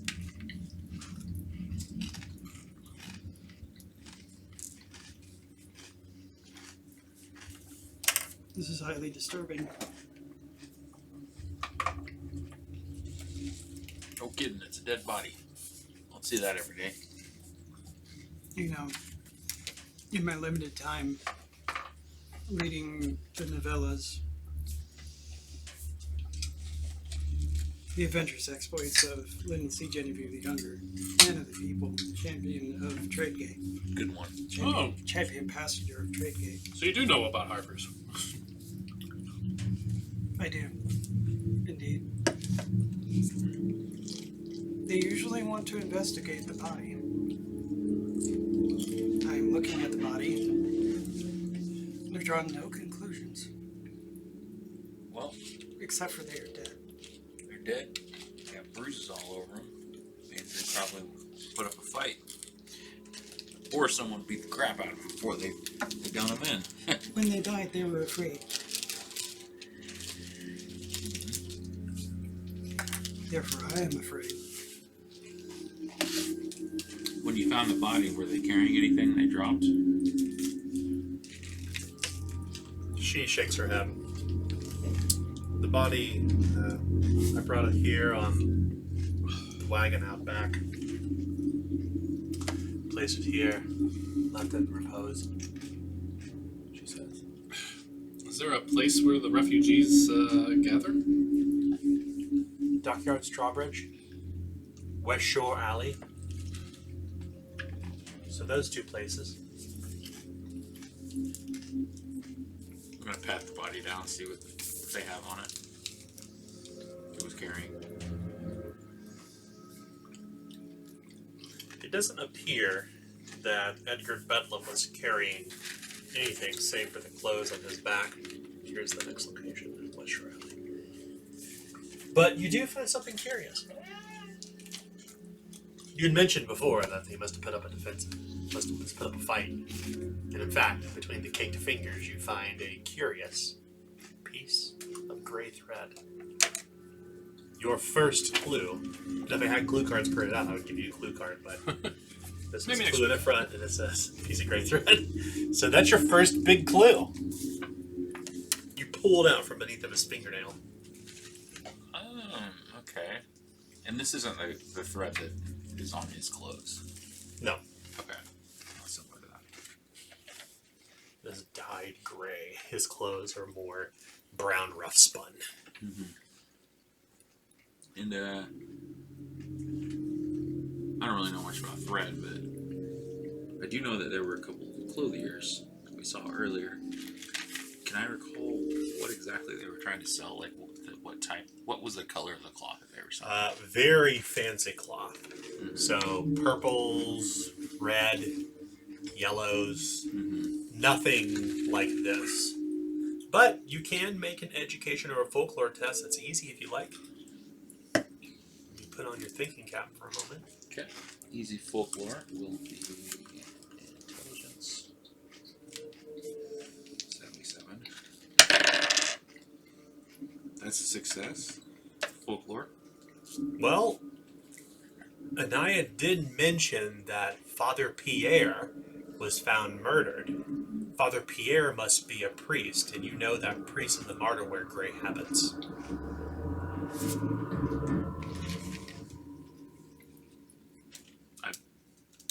I show Anaya the gray thread. She kind of looks at it, pulling out some metal tweezers and holding the thread in the light. 'Tis gray. Looks like gray rough spun to me. She hands it back to you. Like a priest's robe. You said one of the other victims was a priest. Yes, Father Pierre. Though he is not the only priest in Swansea. Right.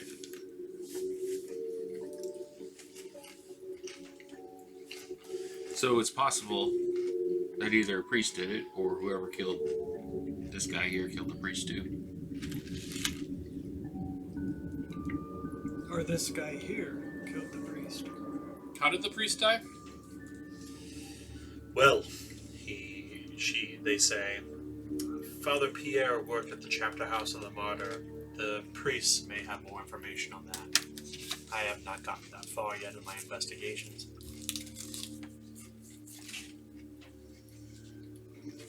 The priest was found on the other side of the bridge? In the west? Good question. Father Pierre was found on West Shore. Edgar Bedlam was found beneath the drawbridge here on East Shore.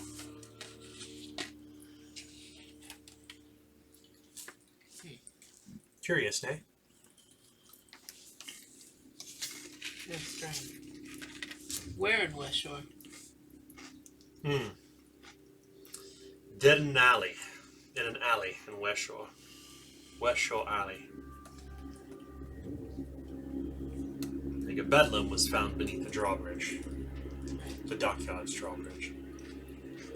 I did not investigate the murder scene myself. Frankly, the whole ordeal was a bit frightening. The way that he was found, and the way his body was laying on the side of the riverbank. How was it laying on the side of the riverbank? Like they just stabbed him without any care for who he was, where he came from, his history, his family. They may have cared. Huh. They may have cared to the point to where they hated it. takes a certain type of individual to murder another. I believe that we are all given a spark of divinity when we are born, that we are blessed by the martyr. I don't care where he's from. I don't care who he is, what his upbringing was. He is still a person. That person is now dead. So you ask me how it is curious, then perhaps it's because the passing of anyone, it wounds us all, especially here in Swansea. Well, did it look like he'd been thrown off the bridge, or that he was down there? I could not say. You'd have to go to the Dark Oaks drawbridge to investigate yourself. He was clearly stabbed. That is for sure. I drug him out of the mud and put him in the Wain. He was beneath the drawbridge, though. So I don't think that he was pushed off. And the current of the river is not strong enough to wash him ashore. Besides that, if he was in the water, his body would be bloated. Purple. I'm just wondering if it happened under the drawbridge or on top of it. And who was found in West Shore Alley? Father Pierre was in West Shore Alley. He was taken to the chapter house of the martyr.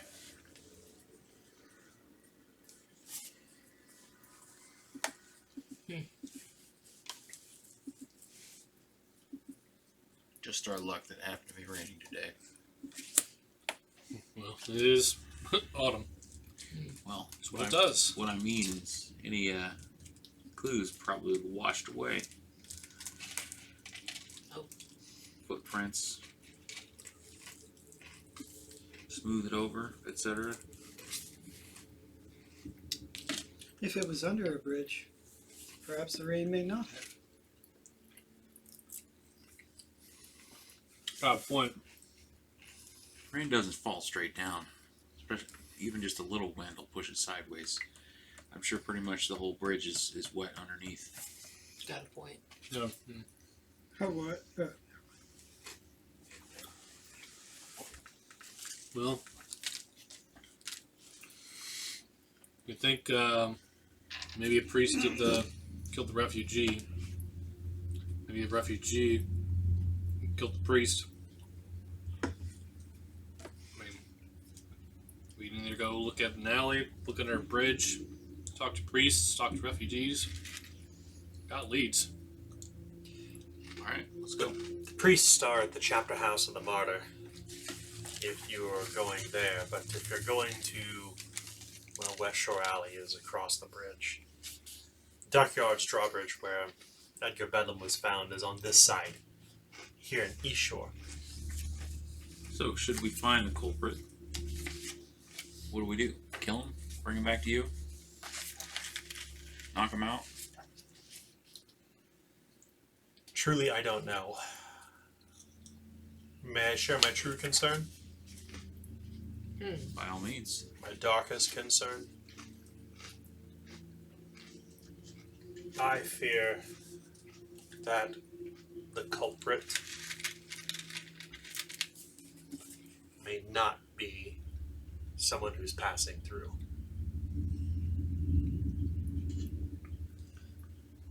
You fear that because this would be someone that would know the habits of people within the town.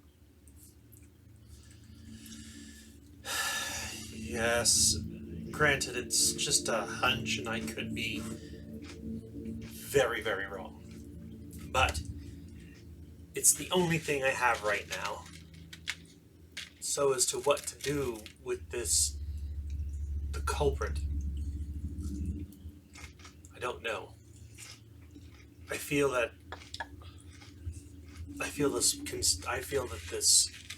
there is more to it. As I mentioned before, there are missing people, or kidnappings, or more people than just the two of them. They by far have, the Edgar Bedlam and Father Pierre have certainly, well, they are the worst. I pray to the martyr that the others are still alive. What were their names again? The ones that went missing? Yes.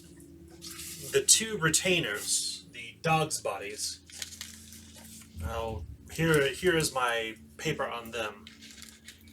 Hale Larkspur. And the other was Proctor Lamb. They were dog's bodies to Lord Vauxhall.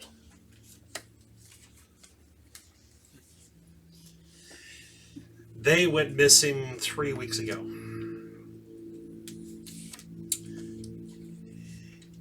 Also 3 weeks ago, there were 3 refugees who went missing. The locals were talking about it. Tobias Michello. Raina Baxter. She seems to be looking through her papers right now. And Iona Lucerna.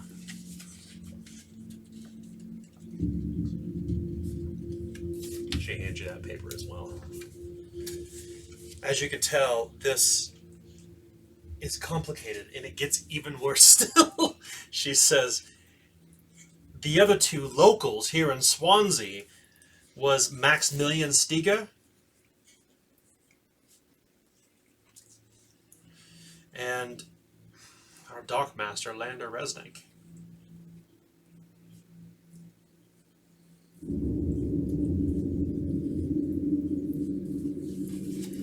So as you can see, this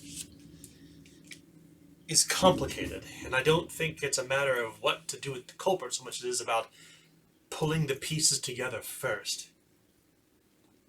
Once we can place one stone in front of the other, we can build a ford across the water.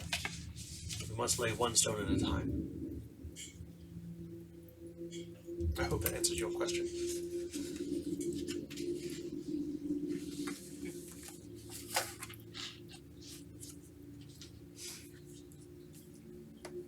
I see what you mean about answering questions and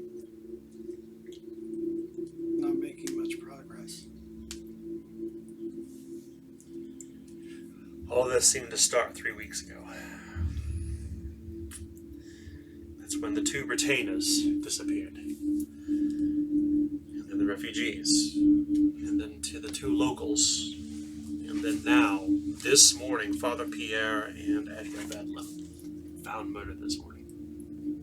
So if it started 3 weeks ago, we at least have some that we can eliminate. I'm sorry, I can't hear you. If it started 3 weeks ago, we at least have some that we can eliminate. There is ourselves, and there is also the person who brought us with us. And anyone on the boat. Anyone on that boat. Put in the inquiry to 482 souls. This seems dramatic. That is correct. Are there any others that have arrived since then that could be eliminated? The only arrivals are you. Others have left for the season. Truthfully, the only outsiders in Swansea are the 4 of you.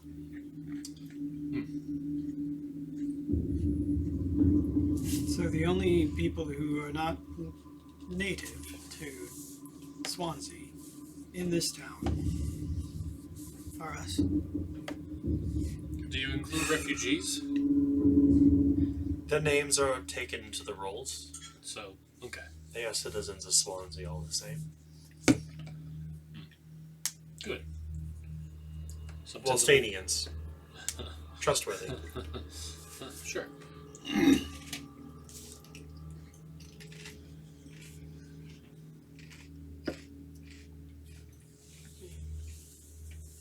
So, how else can I help? How can I make you successful in this investigation? Oh, I know. Yes. Father Pierre. Let me give you this. And remember, Father Pierre's at the chapter house of the martyr.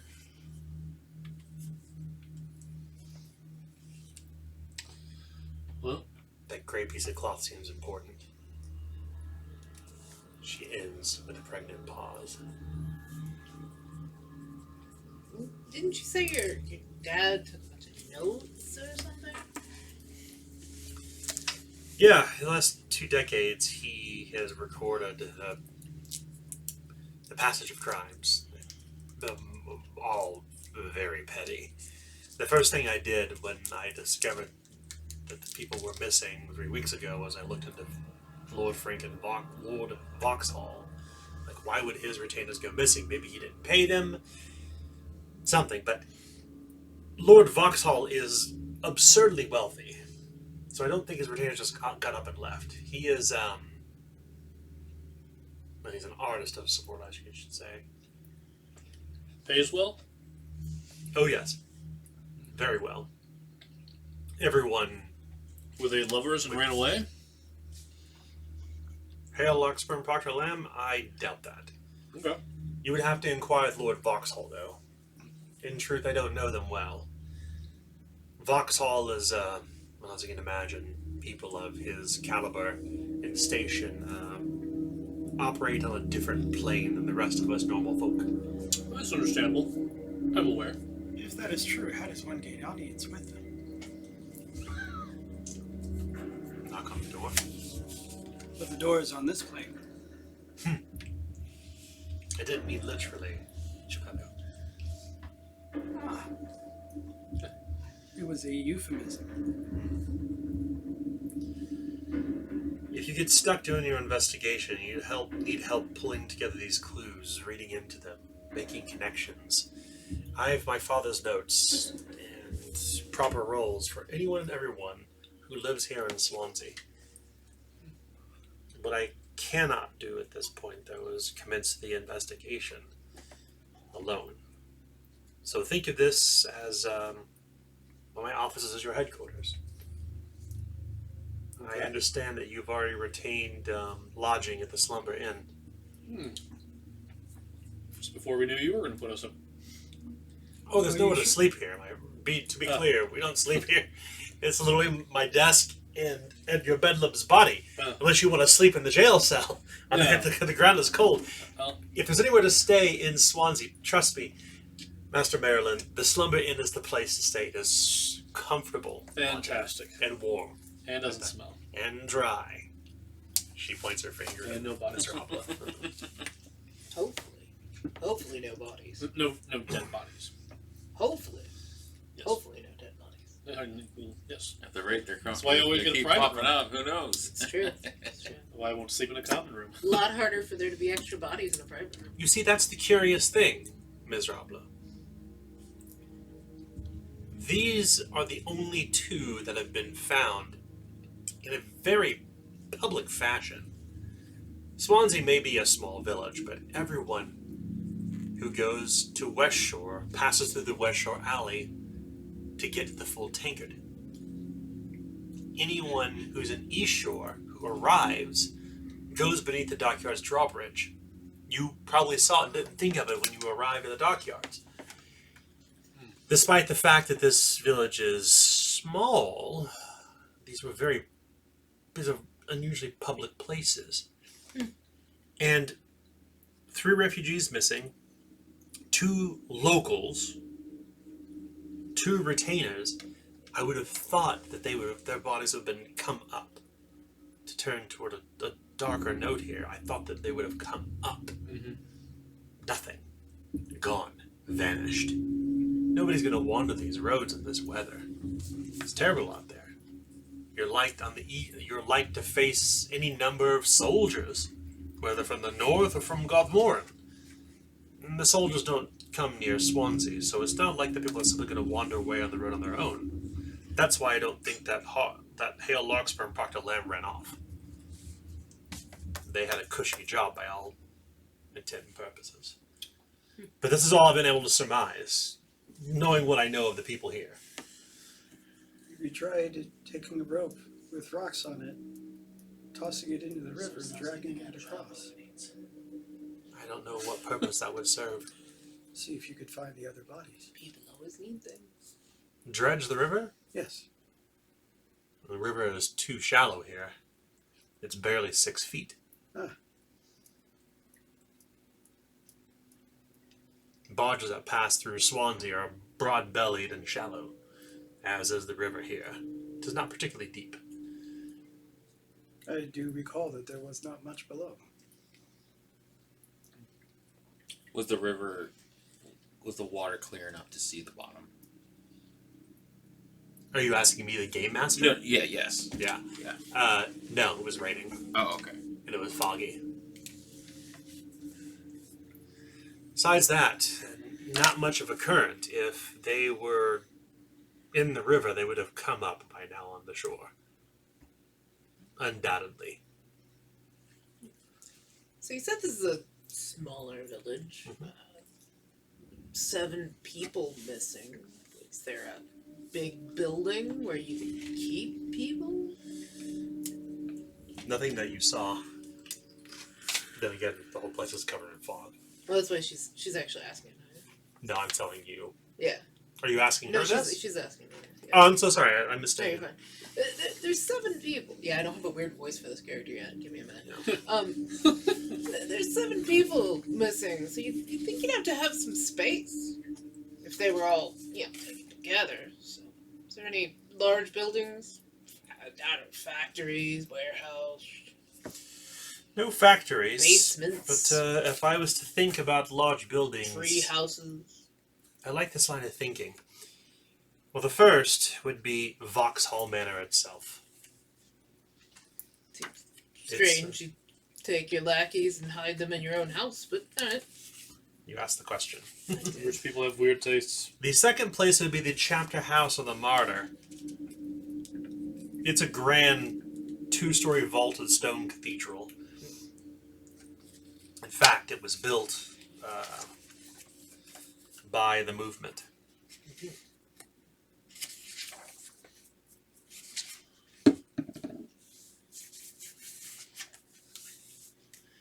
Another place would be the movement's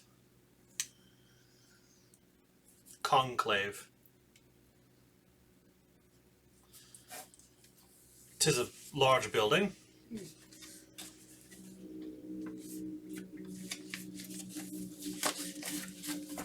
But that's all I can think of. Unless for some reason Marcus Gaston's storing them beneath the blanks. That's a grim thought. I didn't smell anything when I was in there. Ought to smell smoke. If you go to Slumber Inn, you will smell warmth and perfume. But aught else, larger buildings, homes here in Swansea, save for my old dad's office here. This And is as you large. can tell, we've Well, we've already won. you already have one. Gotta miss the other 7. Alright. Well, I mean, I could be wrong. I don't think we're gonna find much more here. You're welcome to rifle through my desk if you think that somebody's in there. She laughs. Dark sense of humor. And if they are, we're not gonna recognize them. Well, as I mentioned, feel free to return here at any time if you need help understanding who people are, where places are at, names. I'm here at your disposal. I am going to try to seek to today's business with Edgar Bedlam.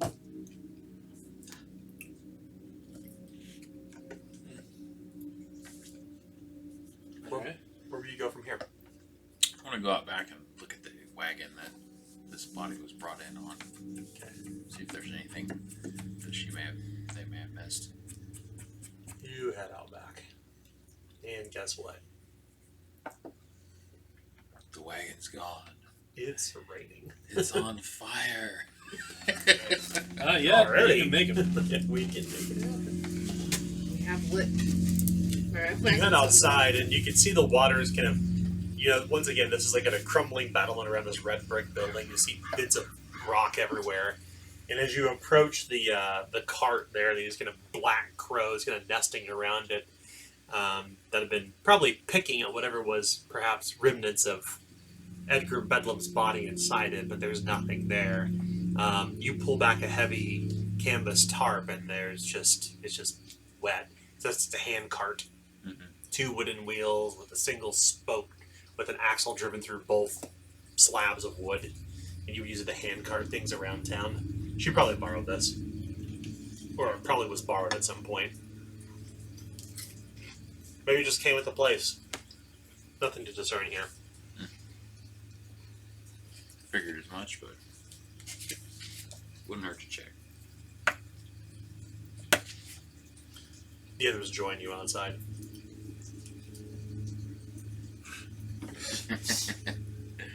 You're holding the parasol above. Can the drum head. we tell how long until nightfall? Probably another 4 hours. Okay. So I'm sorry, you arrived in the morning. Or sorry, you arrived in the early noon. So yeah, about 6 hours. okay. You got a half a day ahead of you still. All right then. I guess we'll head towards the closest of those 2 places: Bridge. the bridge and the alley. The bridge would be closest, right? Because we're on the east side. You are on East Shore, yes. And to that point, it is in fact beneath the dockyard's drawbridge where Edgar Bedlam's body was found. The drawbridge above your head guides the wind over you, bringing flecks of cold moisture onto your face. You come beneath it. And then Grafala and Marilyn, that's when you see it. 10 yards away, a rail-thin, mangy mastiff was digging into the ground. The dog sniffs the air with a mud-covered nose and growls upon your approach. Try to look closer. Does it have teeth? It's awfully foggy over here. Eyes could be deceiving. You don't see any teeth on this dog, but you do see something gleaming in its mouth. Faced with your dooming, what is Matt Maryland thinking right now? Picking up a stick and throwing it at. No, what are you thinking, not what you're doing? That's what I'm thinking. I'm thinking about picking him up and throwing him at him. Throwing the dog? No, throwing our Stick. wooden friend here. He's an adult person. I'm being silly. He's a mannequin! No, he's thinking. He's probably thinking about pulling out one of his slows from his sleeves. And yeah, but he doesn't want to actually agitate a dog. So he's really just backing up. Okay. Yeah. What about with Grafala? What is she thinking? Not what you're doing. What Yeah. is she thinking in this moment? She's probably freaking out a little bit. Like, she's just been introduced to a dead body and found out there's all these people missing from this town, and then there's this dog, and she's like, I'm next. That's immediate thought process. So she just, it said for one of her trappings she has dooming memento, so she actually has a dog's tooth on, a cord. She wears the necklace, so she's probably grabbing that and just staring down the alley at it. What do you all want to do? So this dog just was digging and then turned around and looked at us. Is it growling? Is it showing any aggression? What's going on? It growls upon your approach. It sniffs the air with a mud-covered nose and growls upon your approach, yes. It's about 10 yards away. Can I tell what's in its mouth? Not from here. Start slow. It's I'm backing gonna, up. He's like, I'm gonna approach the dog slowly. Oh. You begin to slowly approach. Are you trying not to agitate it? Yeah. Okay. Good roll a standard handle animal test. Okay. This is a flip to fail. I'm fumbling with my flintlock at this point. Yeah. 45. Trying to follow Flip to fail. That is failure. It is a failure. dog kind of drops something out of its mouth into the muck and mud, and it bares its teeth. It is not the toothless hound, not Marilyn or Griffon. Oh, yeah. You kind of catch yourself. So they're to be clear, their dooming is beware the toothless hound. Right. Yeah. well rolled in this case. But yeah, you both can. There's a sign, a welcome relief as you see the dog is kind of baring its teeth. It's a mangy. It's a rail thin mangy mastiff. It stops digging. It drops it over its mouth and starts growling. Then it starts barking at Miserable. I take out my staff. If it gets any closer, I want to have something to defend myself. It's not. The dog is not approaching. Like any dog, it's not gonna like do anything unless you directly threaten it. I'm gonna try to shoo it away, like kind of like get out of here, like try to get it to get out of here. With your stick. Yeah. Okay. Make it a challenging handle animal test. Okay. All right. 35. That's a success, actually. I rolled a 2, so that turns into a 20. Nice. What do we see? Like if the camera is focused on Miserable beneath the bridge. Like what would the viewer see? How would you narrate this scene? So, Miserable approaches the dog and kind of waves his hands in the opposite direction, so the dog will turn tail and run, and kind of just yells, "Get on out of here, dog! Chew!" The dog turns about and begins rushing off down, flip flap through the mud until it disappears into the mist. The fog seems to swallow it, like it does everything here in Swansea.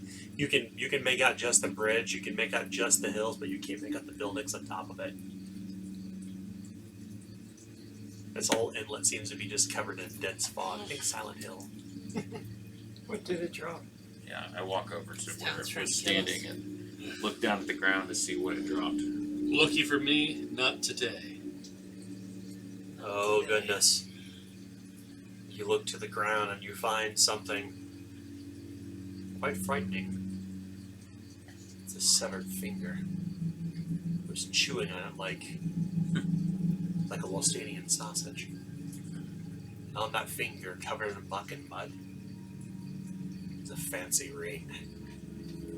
The next clue is revealed. I pick up the finger. Oh, ew. Oh, ew.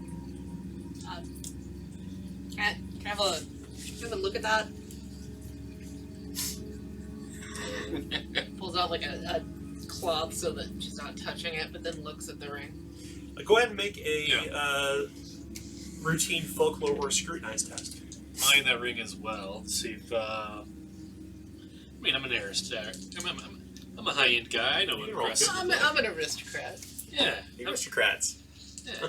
So you want me to assist or roll? You can both roll if you like. Is it folklore or scrutinize?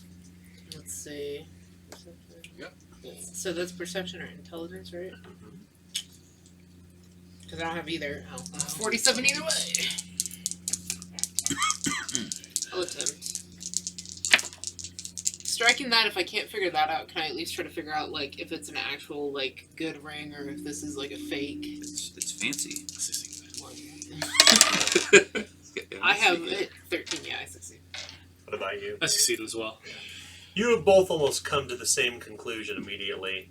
These kinds of rings are typically worn by high-ranking or aristocratic families. I think is that a signet? I'm gonna Perhaps. There is no signet upon it. It just appears to be a fancy ring. look in the spot where the dog was digging. Kind of poke at it with my staff to see if there's anything for a minute, to see if anything turns up in Somebody's gonna miss the this. mud. Boot prints, paw prints, all over. So you want to try digging in the hole to see if there's anything Not else? far from there, about 3 yards away, is clearly where Anaya dragged the body away from the side of the riverbank. I told you. But the dog was not digging where the body was. It's all silt and muck and mud here. It's under a bridge. Perhaps there's something else there. Like looking at this finger, does it look like it was like sliced off or bitten off? That's a great question. Make a hard heel test. What is it?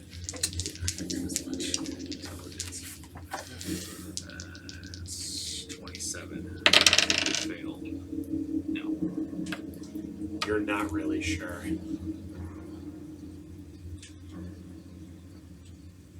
Well, either the dog bit it off or someone cut it off trying to hide it. May I see the finger? There you go.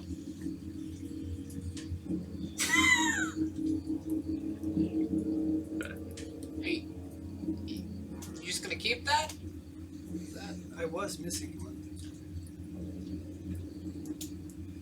Yep. I don't think it works like that. Yep.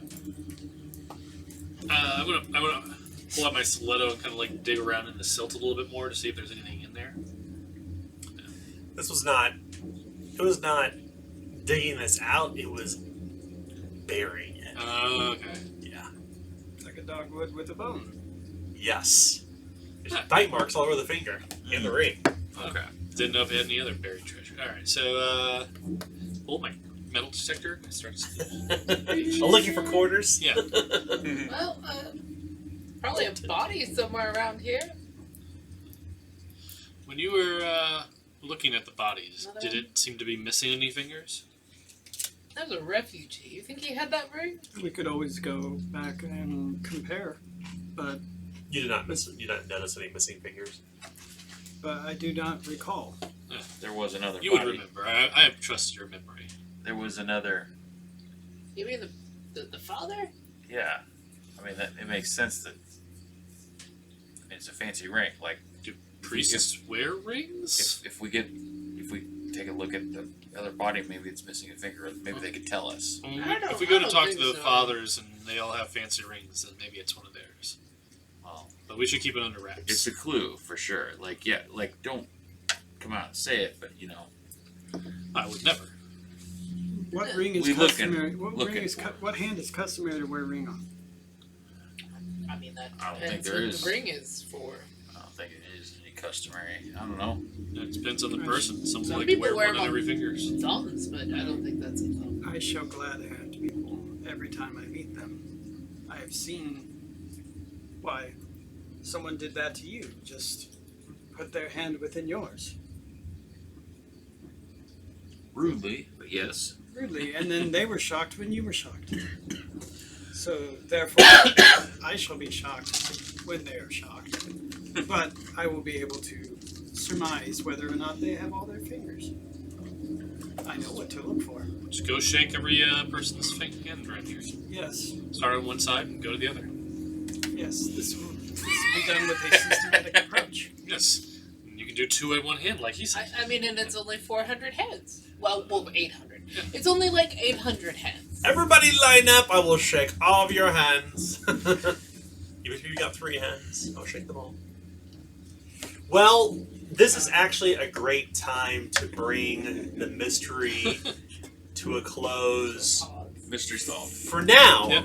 that's right. The Until dog running around. Until we can finger the killing people culprit. for rings. until you can finger the culprit. That's right. What? This whole thing has been about hands. I mean, it's like, what the hell is up with this? Who's got the hand fetish? It's like, what's going on here? Because I have long fingers. You have large hands. You're missing a finger. You have 3. So, what we're going to do, we'll bring tonight's session to a close, and we'll continue next week. At the end of every game session in Zweihander, we would roll against corruption, and nobody gained corruption tonight, I Yeah. believe. Yeah. So you all may increase either your order or your chaos rank by 1. Entirely up to you. And then the final ritual we do in a Zweihander game is we do the post game. Yeah. Like, we talk about how the story may have impacted your character, what would be going on in your head, kind of helping us understand, like, where your character's mind is at this moment. So let's start with Matt Maryland. Yeah, I mean, so Matt was figuring, all right, he's gonna do this easy job. I mean, he's gonna come to this town. He's gonna probably like work his way in the taverns through like meals and whatnot, and gambling, and then he didn't really expect to get pulled into this whole like murder mystery detective work. It's not really his wheelhouse, but you know, a friend asks for help, you help him, right? And so, yeah, he's not really sure how we can help, but if you need someone to lie or steal, Matt's kind of your guy. So, Fair point. you know, so he's got the Nine Fathers luck on his side. So we'll see how it goes. But he's also thinking, you know, it's sad to hear that those two rich guys who had really cushy jobs are missing. But you know, we could just winter there. I'm just saying. In Grafala, Yeah. we're taking up a new job. We'll be Yeah. your dog's bodies. Yeah, exactly. So, you know, that's plan B. Plan A doesn't work. Well, I guess plan A was work for money, and you know, It's like plan A and a half. it's like plan C. But anyway, it's there. Yeah, I love it. So 100 reward points. Let's move next to Grafala. yeah. So still feeling her out a little bit, but I have a feeling that Grafala, I feel like they're kind of a duo. Yeah. Like Grafala and Matt kind of go around and they run little grifts or wherever they go. Uh-huh. Is kind of what their thing is. Because you know he can gamble and everything, and she like softens him up and trades them things and gets him drunk and makes it easier for Matt to move in and make his money. Was that really And dark so- movie with Steve Martin? It's just the Matchstick Men. It's a movie about grifters. I think it's Matchstick Men. I can't remember who did it. Anyway, Was it Steve Martin? It was someone else. it was Steve Martin. Really? Yeah, it's the first serious movie he ever did. But basically that's what it is. You know, they usually run like they run a little bit of a grift here and there where they go, and that's kind of like their thing or whatever. And so like they got here and she's kind of figured, yeah, they get through the winter doing that same thing that they've always done. Yeah. And then this comes up, yeah, and she's like, oh great. And I don't think Griffal is that selfless a person Yeah. at all. But she's like, crap, I made you lose your leg. Yeah, I kind of have to help you. Yeah. And I think that's where she's kind of stuck at. But she's definitely not going to try to put her sanity at risk to go for it Fair. or help. So I think that's where she's at. Is she's kind of stubborn, she's kind of selfish, but she's like, I owe you though. Yeah. 100 reward points. So you're right, Nick. It was Nick Cage and the Matchstick Men. I'm thinking of The Spanish Prisoner by David Mamet Okay. with Steve Martin in it, who is a grifter, I believe. It's like a neo-noir film. Matchstick Men is good though. It is. A rare good. Spanish Prisoner is one of the best David Mamet films of all time. Viewers, if you haven't seen it, go check it out. Let's actually move next to Miserable. Let's talk about tonight your character. So Mizrab's order alignment is skepticism. So he kind of took to this case, so to speak, like a fish, to water. And so, like, even on first getting into town, he's like saying something's off is with these merchants, and they're kind of a suspect. He noticed that they had this stab wound or a wound of some sort, and they just seem to be acting off. So they're probably hiding something. So they're definitely someone he wants to try to track down at some point and talk to, and their boss too. So I think like that's kind of his train of thought is move through some of these obvious clues first, and then if nothing's turning up, then start going on some of these hunches. So that's kind of like, he's here. He's you got to get through the winter. Got to get paid somehow. So he's hoping he can get maybe some sort of pure per diem or stipend from what was her name again? Avaya or Anaya? Anaya. Yeah. Anaya, yeah. Constable Anaya. Or maybe an advance on the bounty or something, or just a loan from a friend. Yeah. It's not a her or they. They. They. That's great. That's good. I mean, I think that works really well with your order alignment too. 100 reward points. In Zweihander, just to be clear, you don't gain experience points. We call them reward points, kind of a bit tongue-in-cheek. We give reward points as a reward for role-playing and playing to the story. characters don't advance killing things. We give reward points that plays toward the things that are most important, which is how the story changes the character.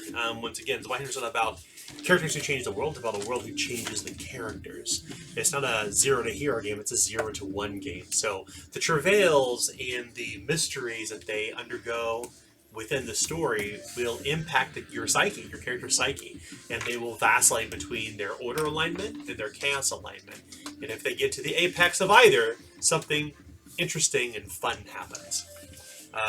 So that aside, last but not least, let's talk about Adam's character, the Awakened Geppetto. Where Geppetto's at is just mainly trying to understand all the ins and outs of, basic humanoid culture that he's very new to. So, kind of the best way that I can play in this game, without, taking my previous experience with being with this, is to just ask a lot of questions. The insatiable curiosity bit I think is really interesting. My immediate read was like it feels like the way that Data was in early Star Trek: The Next Generation, very quizzical. Yeah. Asked lots of questions, like on that arc of trying to learn, right? That's really interesting approach. I didn't even think about that honestly when you first created your character. I think I can kind of help guide I can still help Yeah.